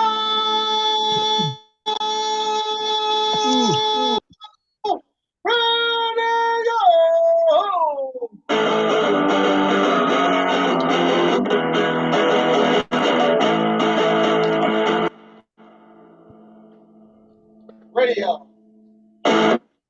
Fuck yeah. Gotta love that. Hell yeah. You know, out here in West Texas, European is not where you're from, it's what you're doing. Mm-hmm. So, yes. What was the old joke? What was the old joke, John? The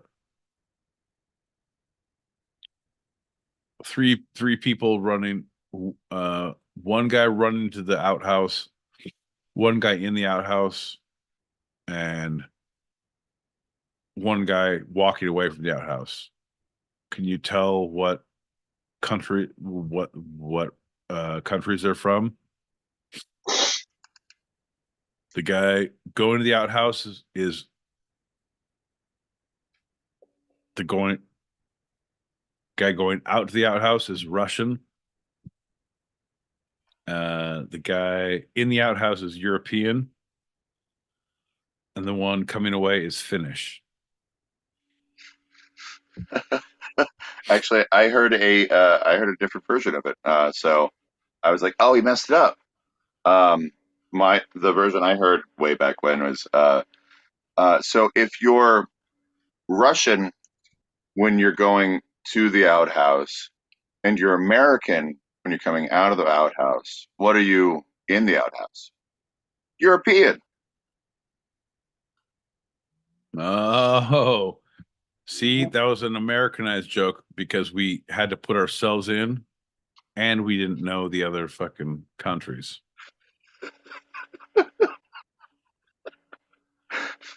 All right, I'm finished. What? Get that last one.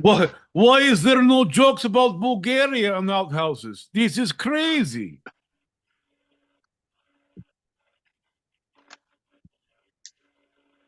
I mean, as somebody who grew up in Kicker Ginger Day times here in the UK, like, I've got nothing against gingers. Like, some of my best friends are gingers, actually. Although I did lend a pair of scissors to Mabel Worthing, who was a girl in my class when I was about 6, and I lent her some scissors. She used them for about 2 minutes. I came back absolutely rusted up.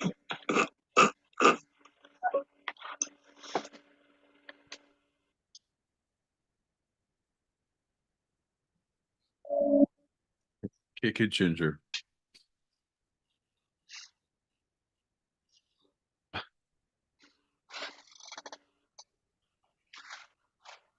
I like that people are somehow defending, but you know, they have lots of ginger friends.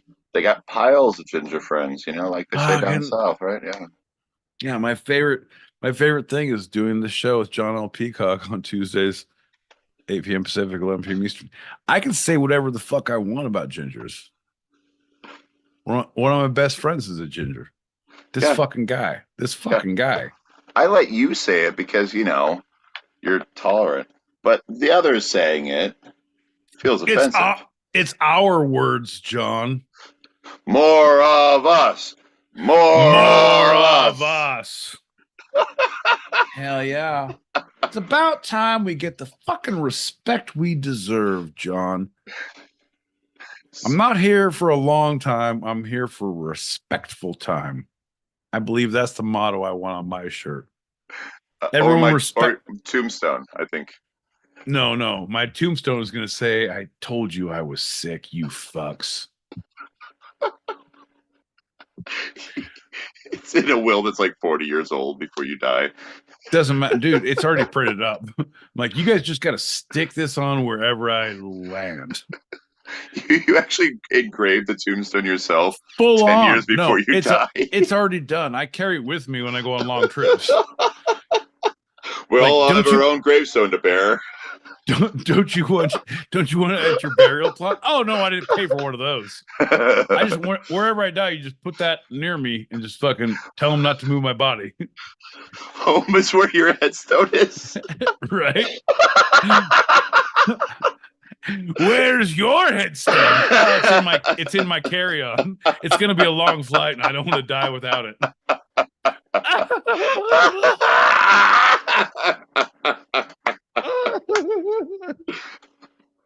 Fucking shit. That's so stupid. That's so stupid. What? Go, man. No, I'm just having a moment about the fucking path that we've fucking wrought for ourselves. There's moments, John, where this gets going so hard. I'm like, this is why I came here. These are the jokes that we had when we started this show 3 years ago, when we're in the fucking lockdown and we're trying to have sanity and we're just two fucking idiots talking on Zoom, talking bullshit, and to the point of almost crying. Like, yeah, it's a fucking hard road. We lead fucking being a fucking supporter of the ginger lifestyle. I mean, I didn't grow up as one, but I fucking identify as one. What, a ginger? No, fuck those guys. I identify as a ginger supporter. I'm not one. I'm definitely not one. I identify as one. Fucking for press releases and whatever. It's cool. Fucking the stupidity makes me laugh so hard, John. It is the reason I'm here listening to your fucking the fun of the series, John.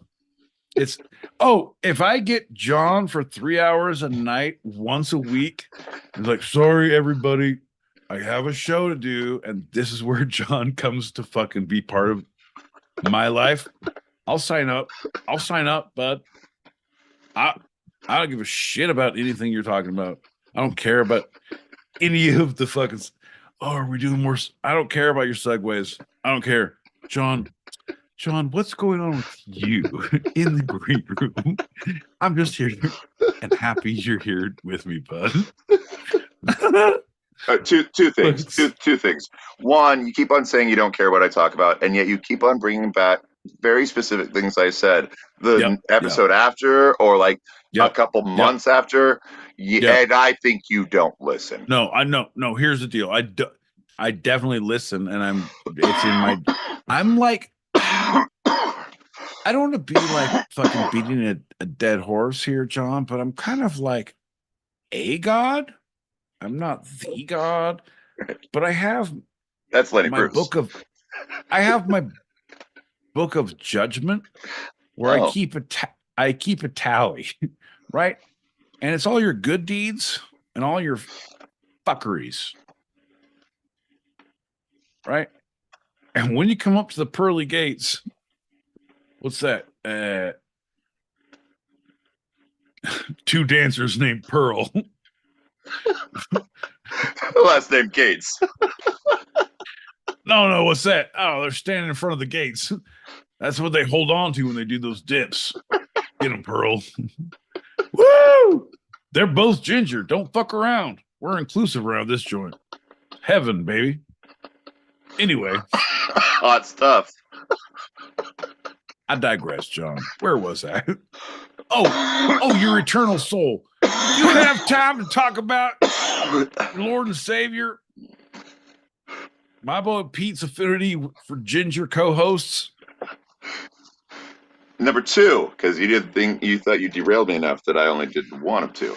Number two, you talked about identifying as ginger, and my older brother has very dark brunette hair, darker than yours, but has a ginger beard, and he's considered a half breed. He's not accepted by the brunette community, nor is he accepted by the ginger community. What do you think about that? I don't know. I was reading some messages I heard about not being accepted by either community, and I just looked you in the eyes. I was like, John, are you having more of a hard time than I see? Because I mean, I don't get you, and I'm pretty sure none of your friends or family do either. We've been talking over fucking cappuccinos. What are you talking about, bud? Well, I try to bring up the piles of ginger friends because sometimes I just feel like I'm only white noise to you, my boy Pete. That's it. I just feel like I'm room tone. I am a ooh as you phase me out into oblivion, and you stop. You silence me. You silence me, my boy Pete. That's what you do. I was talking about my brother, who is considered a half breed of brunette and ginger because of his ginger beard and his dark brunette hair. He's not accepted by either society, the brunettes or the gingers. I think you're right. We should do a shot, John.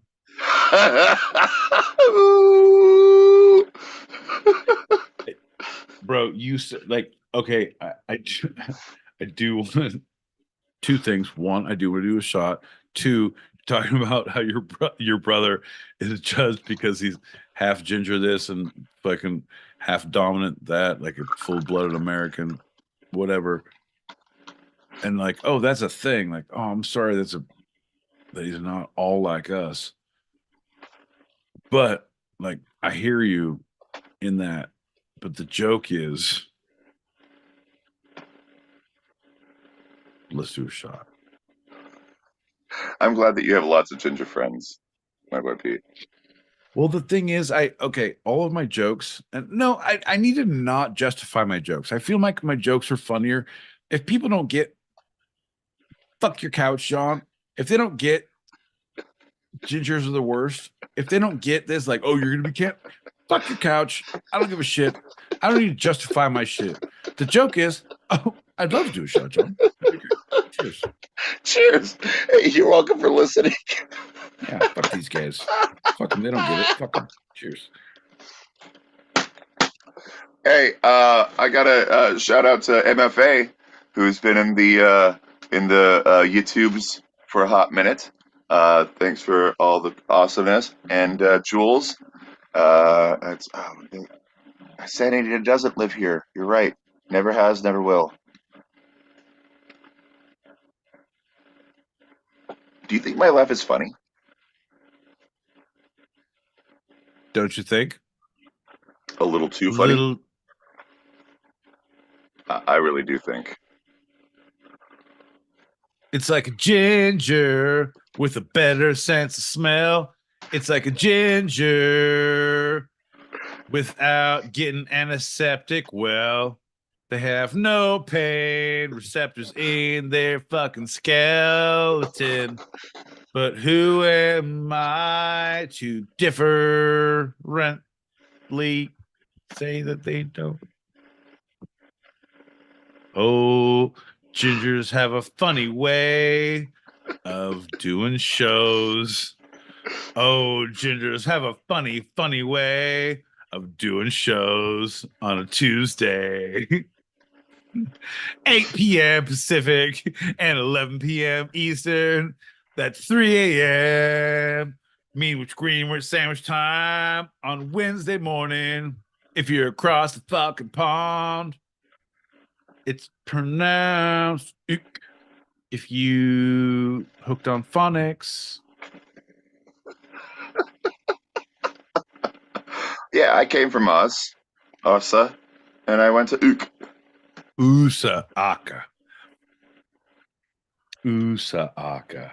Are you doing a haka? Oh, Uma, Oprah, Oma, Upra, Upra, Uma. Haka, Moa. I would love to have an umlaut in the title of our show.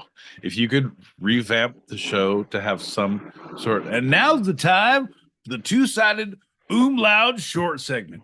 It's when I put 4 umlauts on the clock, and at the end of the umlauts, we all drink grog out of a wooden shoe. Okay, let's start the umlauts. Ooh, umla. What is happening?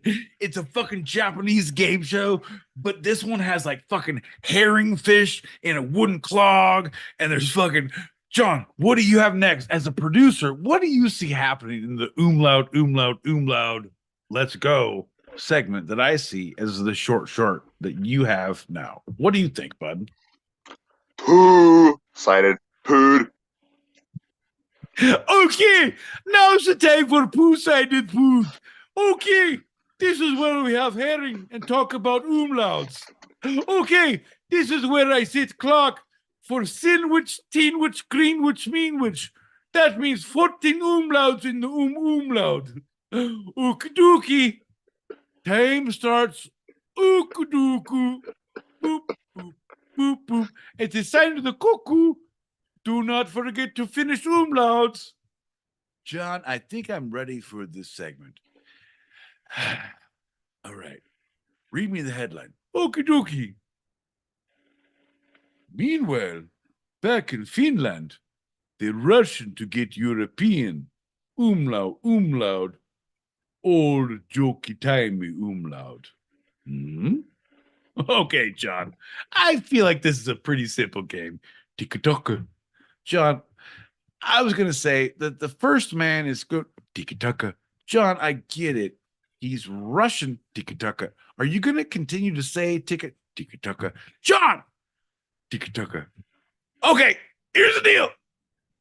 Oh, boop, boop, boop, boop. It's all out of time. That has been umlaut, tiki-taka with two-sided. Tune in next time for the short shot, umlaut, tiki-taka. Okie dokie.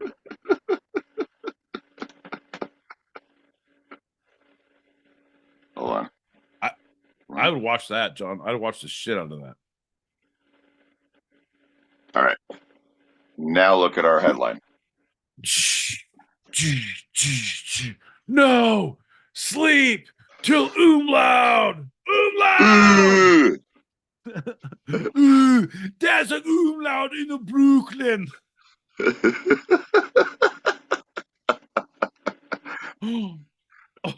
Oh, it's springtime, and I'm as happy as a little umlaut with omelets. Okie dokie.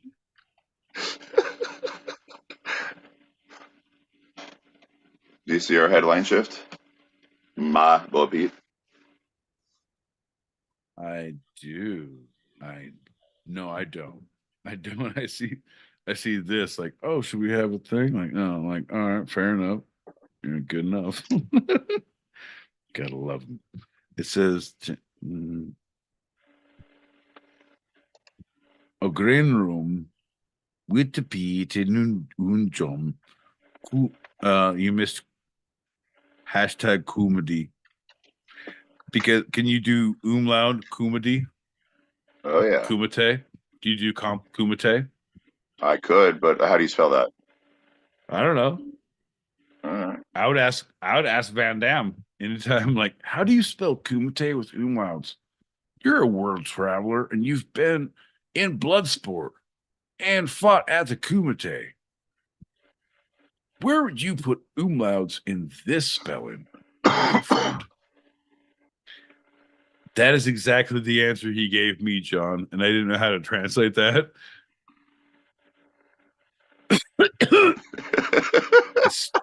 It starts with the little whistle into a little wish. Starts with a whistle, ends with a wish. Think I'm gonna hit you in the face. No. John, that's gonna be the fucking. All right, there we go.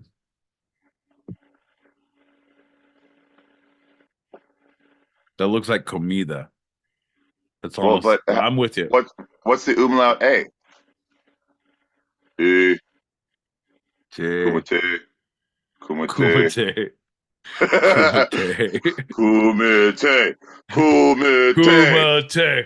More of us. Kumite. More of us. Put a hashtag. Kumite. Put a hashtag more of us in there. Put a third one. Can you do a third one? Put No. hashtag. No. All right. Can we No, start a they only allow hashtag more of two. us? Yeah, of course we can. See what happens. They might be pissed at me for even trying. You know what? The thing is, Prick. John, I don't believe in asking for permission. I believe in asking for bail money.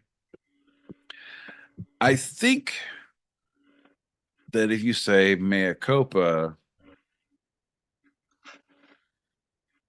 may I have collateral, may I get out of jail, it goes a long way, John.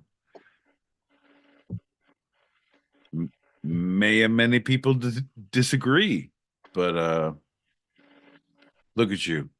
Look at you. I'm making... It's on there. Mea culpa, may people disagree. More of us. Hashtag. It's the first time. First instance. First That's blood. great. And that's perfect. There's no umlauts in there. That's great. I don't want to do an umlaut because that would be the correct hashtag. The whole point is the other ones we've had hashtags long enough. In this show, we've had the actual two-sided pod God hashtag. damn it. God damn it, John. I hate it when no, John, put your phone down. Let me just rant and rave for a hot minute. Just don't take action. I'm not a fucking angry spouse coming home from work from a hard day. Dinner's burned. Fucking kids left a bike in the fucking yard. I'm coming in. You don't have to react fucking all lickety split to make sure that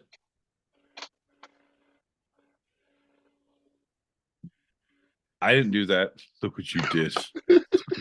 Look what you made me do, John. You acted up. I had to blacken your hand.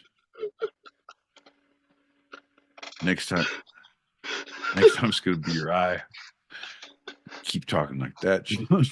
I just fell on coals. It's not me. I don't ride bikes well. Okay, that's not funny. It's not good. It's not funny. But fuck you, John. That's funny. He's an idiot with a fucking third floor walk up, beautiful place in Brooklyn, lives on his own, pays rent, pays taxes.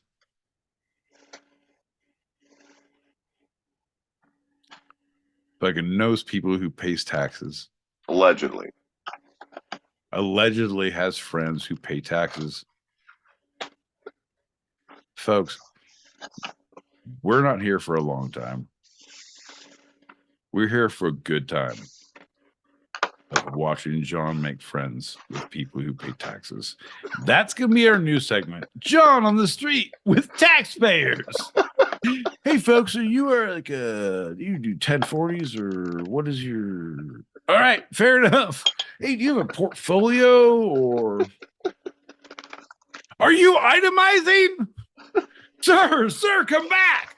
I'm a ginger who wants to know. We're going to try to partner with H&R Block, see if we can get this fucking thing off the ground. Gingers with tax questions. Sir! Kids of the beat. Beat gingers. Yeah. Beat gingers. Sir, let me ask you, is that... Oh, that looks great. Is that a fucking bacon wrap hot dog? Nice. All the comments? Nice. Is that tax deductible? Fucking stare at the camera and it flashes. Gingers, tax questions with gingers. Fuck you, John. You're welcome for listening.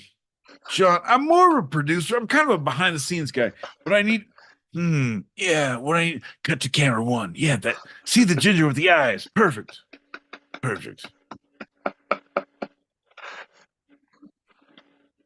Have we done Fucking a shot John. yet? I don't remember. I got this bowl loaded. Ooh, that's nice. Hello. Hello, bowl, my own friend. Here, we'll do a.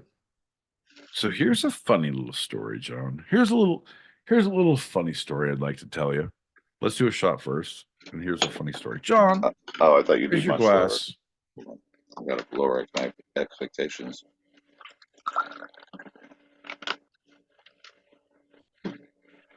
That's the end of the joke. It's not what I want from you. I want you to raise your expectations. Cheers.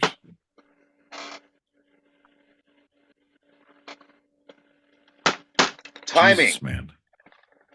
Burritos. There he is. Alcoholism.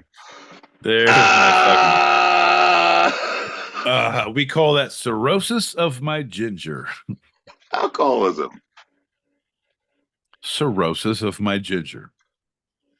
The secret word is cirrhosis. Cirrhosis of my ginger. Where the thing is, sir, you have 2 kidneys.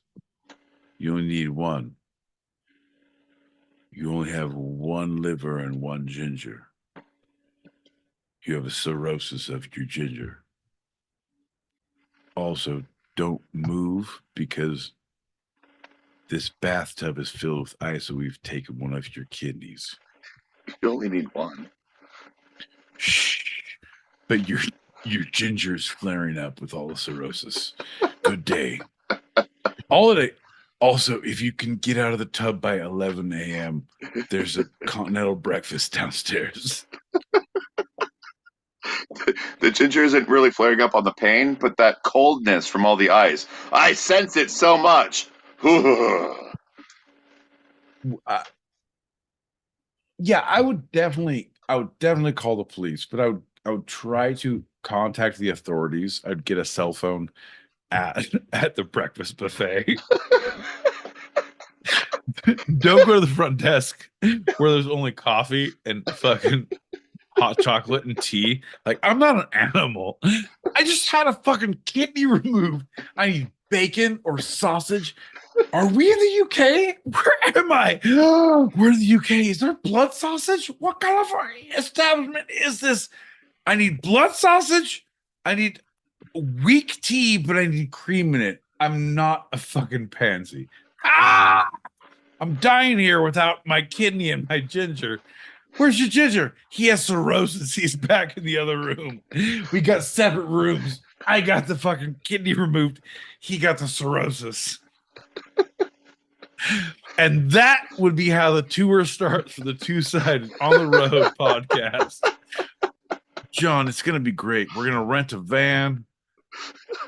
We're all white, driver. no marking. Yeah. Shh. It's going to be all black. Fucking tinted windows. Shh. Is that CAA? Nah, man. Nah.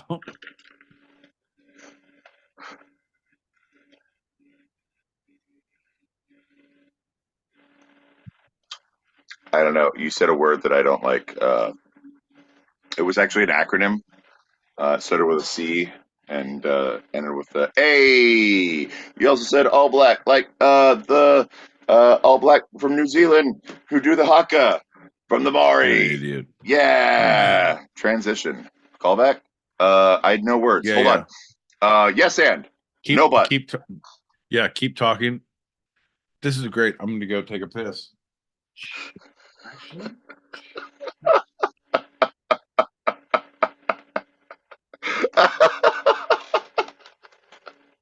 All right, ladies and gentlemen, finally we got rid of him. So now we can get down to the brass tacks, the heart of the matter, the deep-rooted question: why do we go on? Why do we continue, persist in the face of imminent death? We somehow decide to do this Sisyphean task: 2 steps forward and 3 steps back every single week. What?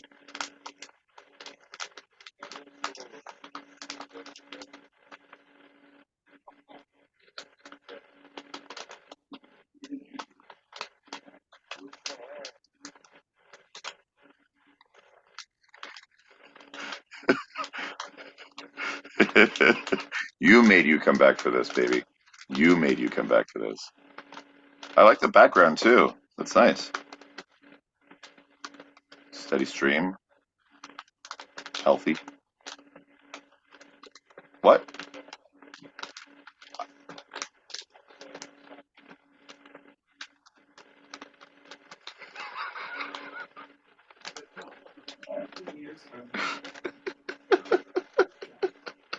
I want you to understand that you're not a cheesy radio host from 1985. All right. And folks, if you come back and it's when we get down to the brass tacks, and it's the Sisyphusian task. You know what? We're pushing that comedy boulder up the hill, and we can't do it without your help. And we're here every week, Tuesday, 8 p.m. Pacific. John, sometimes you got to be comfortable with yourself, bud. And I feel like at this point, you just being a shithouse maniac that you are, you just got to lean into being okay. The only reason I like you is because I saw the real you. If I met this guy, which is the guy I met, I said, fuck this guy's couch. It took someone else introducing you to me as the real you to make me understand you.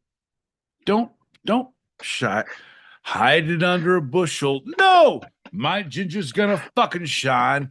Look at this fucking ginger shine. He's as drunk as a dime. Let him shine. You like ketamine, so does mine. Come on, John. You know the rest of the words. This fucking guy. But just talk.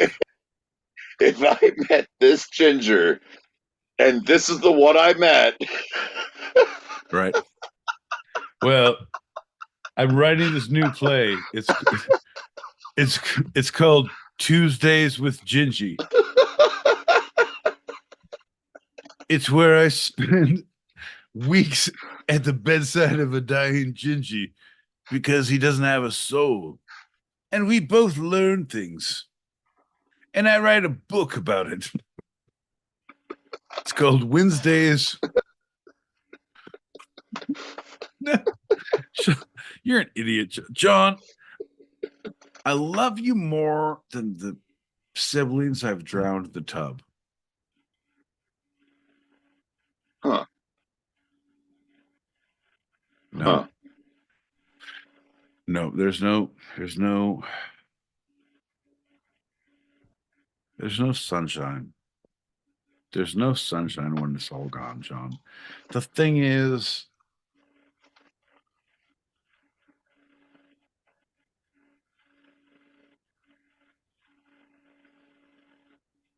no, I'm unsure where I'm going with this. I'm going. You just good paused yourself. It was such a good long pause. I did. It was like, am I gonna transition to serious? Am I gonna make a joke? Am I gonna stay on this segment? Am I gonna go aggressively attack the UK? What am I gonna do? Like It's pronounced ook.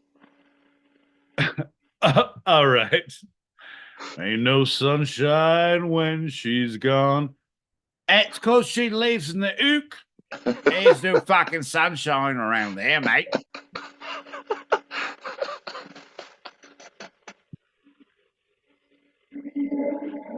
John.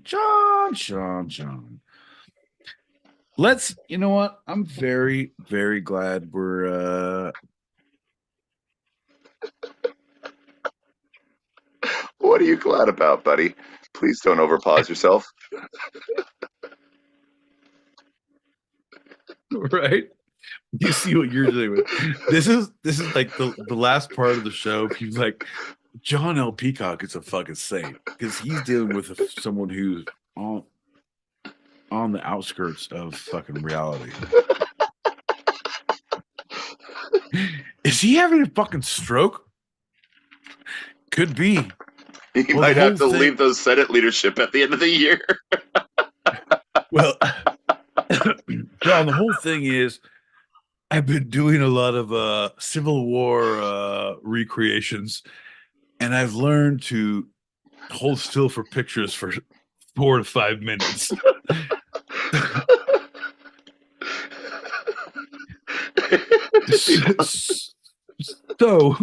So what I tend to do is, John, shut your fucking mouth and let me. This is making sense to me the more I talk. Shut your fucking mouth, John.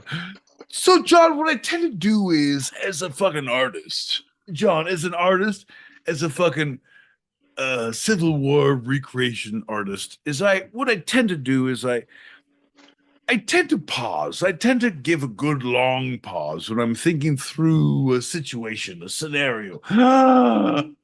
Possibly travesty. I'm not sure yet, but well, the time will tell if it is or is not a travesty. Until then, it's just a proffered situation that we are all unaware of the outcome from. John, let us all take a big pause and glance and look away to the future as if we were a family from the 1980s and a fucking studio picture in the mall. Look over there.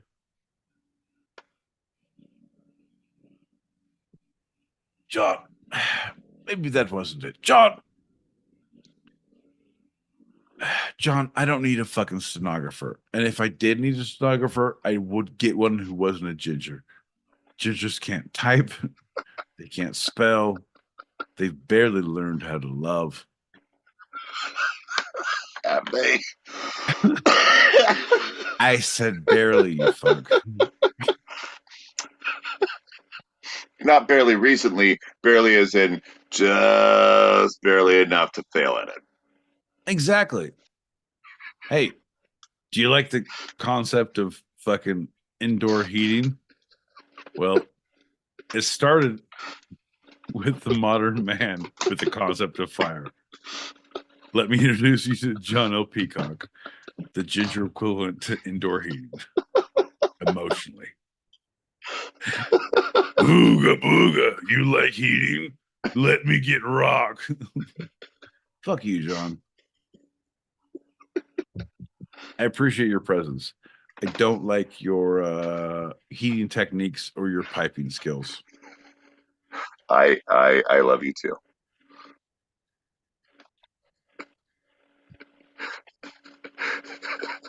I do want to point out that, sir, as you were talking about the Civil War reenactments, you kept on calling the reenactments a recreation, which is distinctly different. Do you want to retract or anything? They are Civil War reenactments, are they not? No. The ones I attend, it's underground. It's black market. They're using real muskets. Like, people die. It's a recreation. Are you saying the South shall rise again? I'm not saying that. It depends on the weekend. It depends on who has gangrene that weekend or not, John. We saw off a lot of legs. There's a lot of muskets to be fired, but the weekend will tell the tale.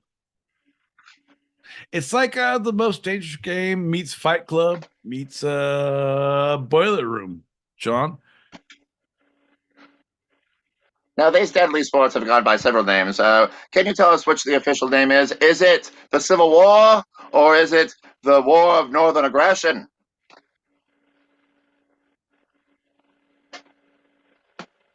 We call it generally civil aggression. Sometimes it's a game. Sometimes it's a lifestyle. But it always turns its head when we scream at it in the same way. Alcoholism.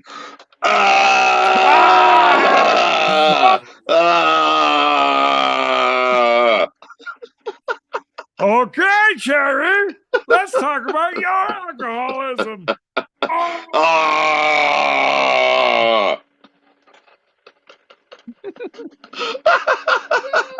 John, this fucking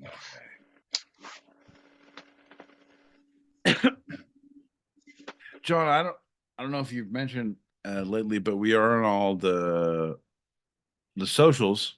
If you can't see us live, 8 p.m. Pacific, 11 p.m. Eastern, 3 a.m. Greenwich Mean Sandwich Time. If you're in the UK across the pond, Uka, you can. Our handle is at Two Sided Pod. We're on Instagram. We're on Patreon. We're on TikTok. We're you know what, John? I'm business. I'm all business. What the thing is, people say that the dominant, the blonde hair, blue eye, the masters of technology as it comes to business acumen. Nope. There's no way out for this. I was trying to find a way out. Like, nope. The more you specifically say specific things, like there's no way in or out. So the Because less you know. But don't take my word for it. You can ask that question and it will be answered next week. Tuesday, 8 p.m. Pacific, 11 p.m. Eastern. Or on our Patreon. Actually, that's a safer location. So it'll be answered on our Patreon. Huh? Yeah. Yeah. You want to ask again? Well, now I got you for 2 weeks. Mess of the bull, you get the horns. Ain't that right, John? That's right. Hey, Mr. Ha Ha Hole, Gingy Hole needs to sleep. I got a little bit more in me. I do want to give some more shout outs, and we got another pocket of peppo. What the actual fuck? You said Ha Ha Hole today. I thought it was great. No, I know you. Here's the deal. I don't know.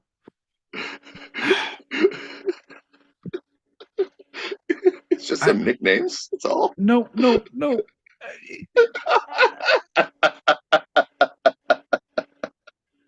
It's one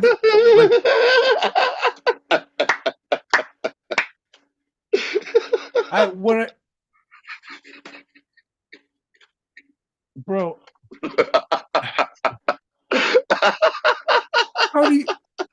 How do you take the fucking words I say, like the fuck? There's some funny joke. I'm not saying I'm funny all the time, bro. I'm not saying that. It's not fucking egotistical. I'm saying there's some funny jokes, and you wreck my jokes. Nobody's saying you're funny all the time, Pete. It's okay. Shut the fuck up. Shut the fuck up. No, you don't get to come back from this. I'm ranting right now. I'm having an existential crisis. I'm having a problem at camp. Like there's a government that might change. We're an uprising of people who will not stand to live by these rules anymore, John. Fuck. Man. John. Listen, bud. Holy shit. Be closer to the mic. I don't know if you can hear me. Is this thing on? Check. Fuck your couch. Check. 1, 2. Fuck your couch. 3. All right. Is this thing on? Thanks, bud. Shut the fuck up. Listen up close. Put your fucking listening ears on, John. You take all the good things I make in the world and you make them horrible. You take a fucking theme and you turn it into a theme park. You take fucking mice playing with fucking goofy ass dogs and you fucking Walt Disney it into a fucking $400 event every fucking day, John. That's what you do. Not today, John. Not on my watch. Not for my joke. No, sir. Gingy Hole, that was my joke years ago. You made it aggressively uncomfortable every time you say it. I don't like it. I don't want you to say it. But it's yours. I'm not even gonna say it because I can't say it anymore. And now you get the I can't even say ha ha hole because now it sounds dumb to me because you make a fucking ha ha hole comment and you took my fucking joke and you wrecked that. John, what else you want to do? I got a fucking paper cut. You want to pour lemon juice on that shit? You're fucking my world up, John. All right, but fair enough. I get it. You're like, things are late. Gingy needs a sleepy. The ha-ha hole's closing up. Fuck your couch, John. It doesn't even feel like there's no way in or out. There's no way in or out of the ha-ha hole. Fuck you. Like, you see me working the problem, solving the problem, finding another problem. There's no way in or out. Nope. Try if you will, but there's two messages. There's two pickets to popple. There's packets to pipple. There's packets to pop. Shut the fuck up. Do you want to put a button on this joke? Do you want aggressively to try this one, or do you want to wait till after we play the messages and get some funny in? Do you have something you can say about this? Because it better be good, John. I just have a really good title. The Tale of Two Holes, the Gingy and the Ha-Ha. Oh, Jesus Christ.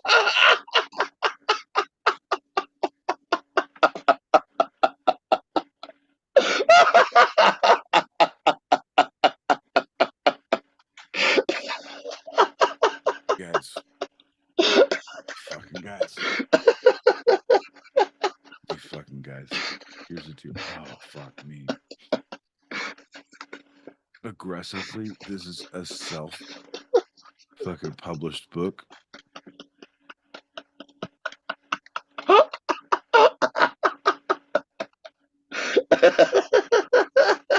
Somebody fucking found trust fund money. This guy is like, nah, man. It's horrible. I mean, I'll be at the signing at Barnes and Noble, but I think it's bullshit. You get your royalties for sure. Well, yeah, I mean, we're going to be in litigation for a while, John, but if you publish, I'm going to get my fucking taste. That's for sure.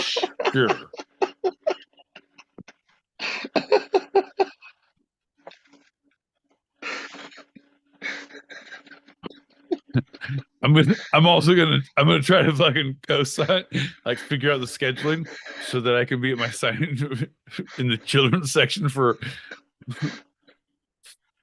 all couches should be fucked.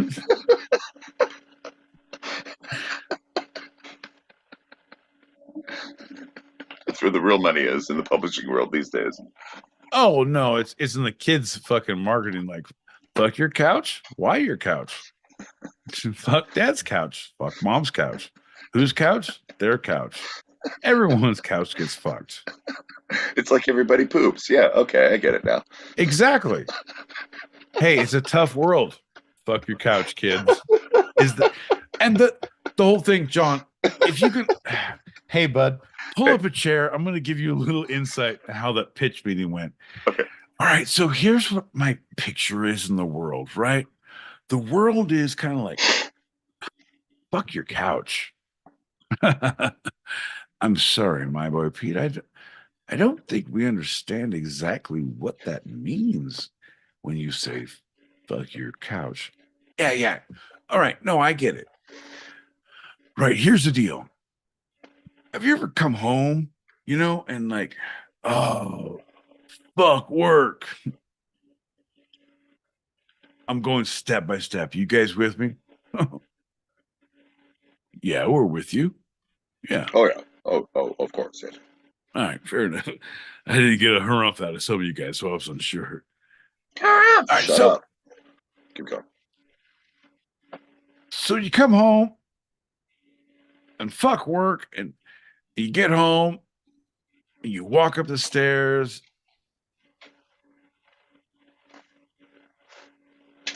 and you forget that you left the iron on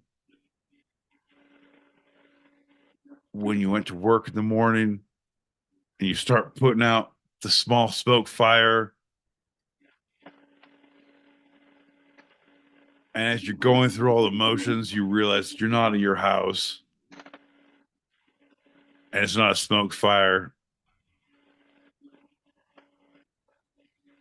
It was someone just cooking dinner. Yep, all the time. Yep. No, we're making it's a children's book. You guys. All right. You know, we're going to go back to the fucking Gingy and Ha-Ha holes. Shut up. Fair enough. Hey, we got some packets of popple. Here's this. All right, I'm ready.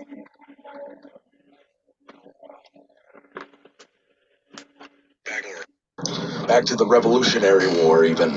My mother and father were World War II veterans. I was a Navy SEAL in Vietnam. I look back at the Civil War and I think about it. And don't you think it would be kind of hard to win when we were so outnumbered?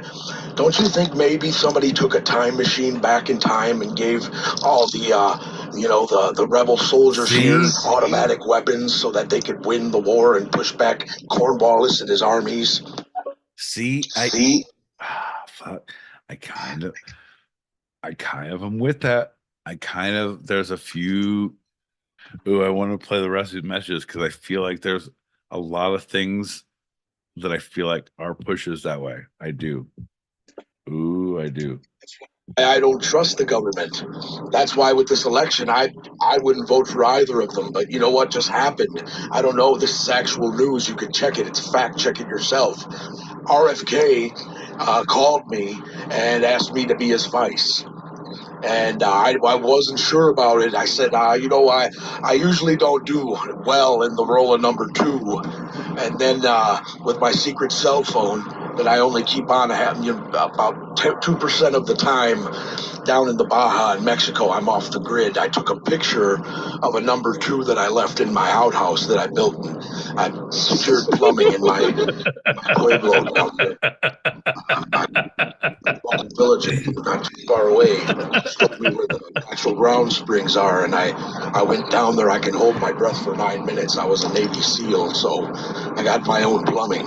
But what do you think? Me and RFK, huh?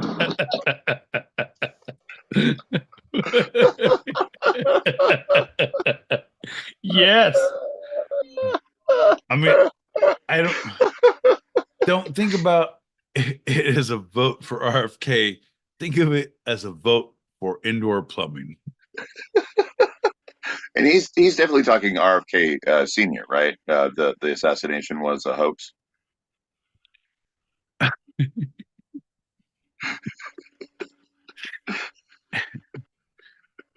No, bud, he's not crazy.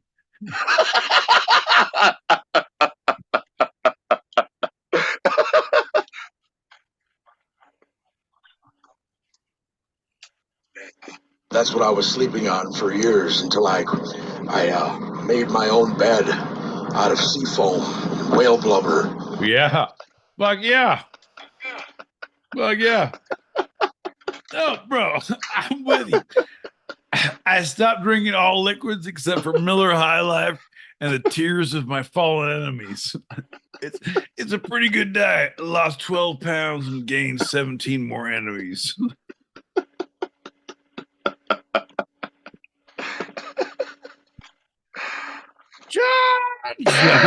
John. It's late as fuck. I got to get up in 4 hours. Bro, this is stupid. Dogs, responsibility, not at my house. Not at my house. Not my house, bro.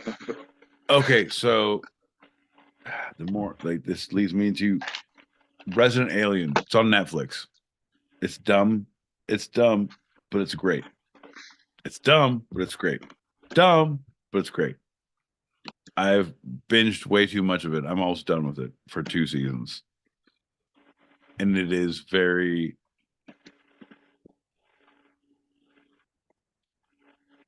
the message is my way or the highway.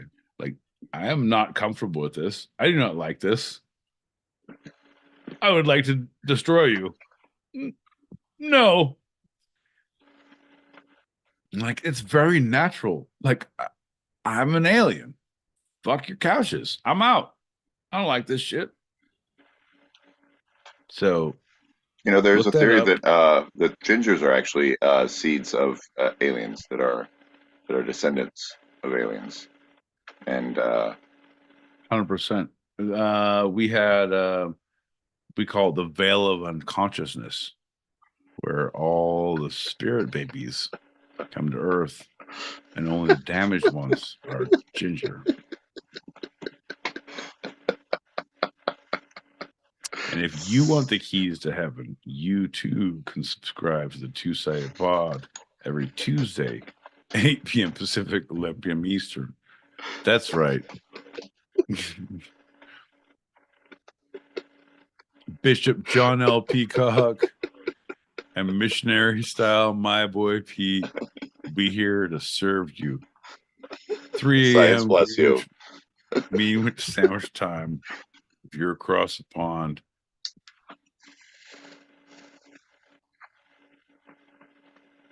You want to hit that last packet and get out of here? Yeah, bud. Sounds about right. I mean, John, thanks for tuning in. Thanks for being part of the solution and all of the problem. You're welcome for listening. Giddy up, bud. Come down here in the Baja. I have a spare pueblo. I have my own pueblo that me and my wife live in, and I crafted them out of clay that I dug deep down under the turf and along hell with yeah. feces, and they actually they do quite well. People like them. I have bunk beds in the other one. You guys can come down and we'll split a case of Bud Lights. I don't know what he said, Miller High Life. I don't know. I think the High Life is a hoax. It's a champagne of tears and lies.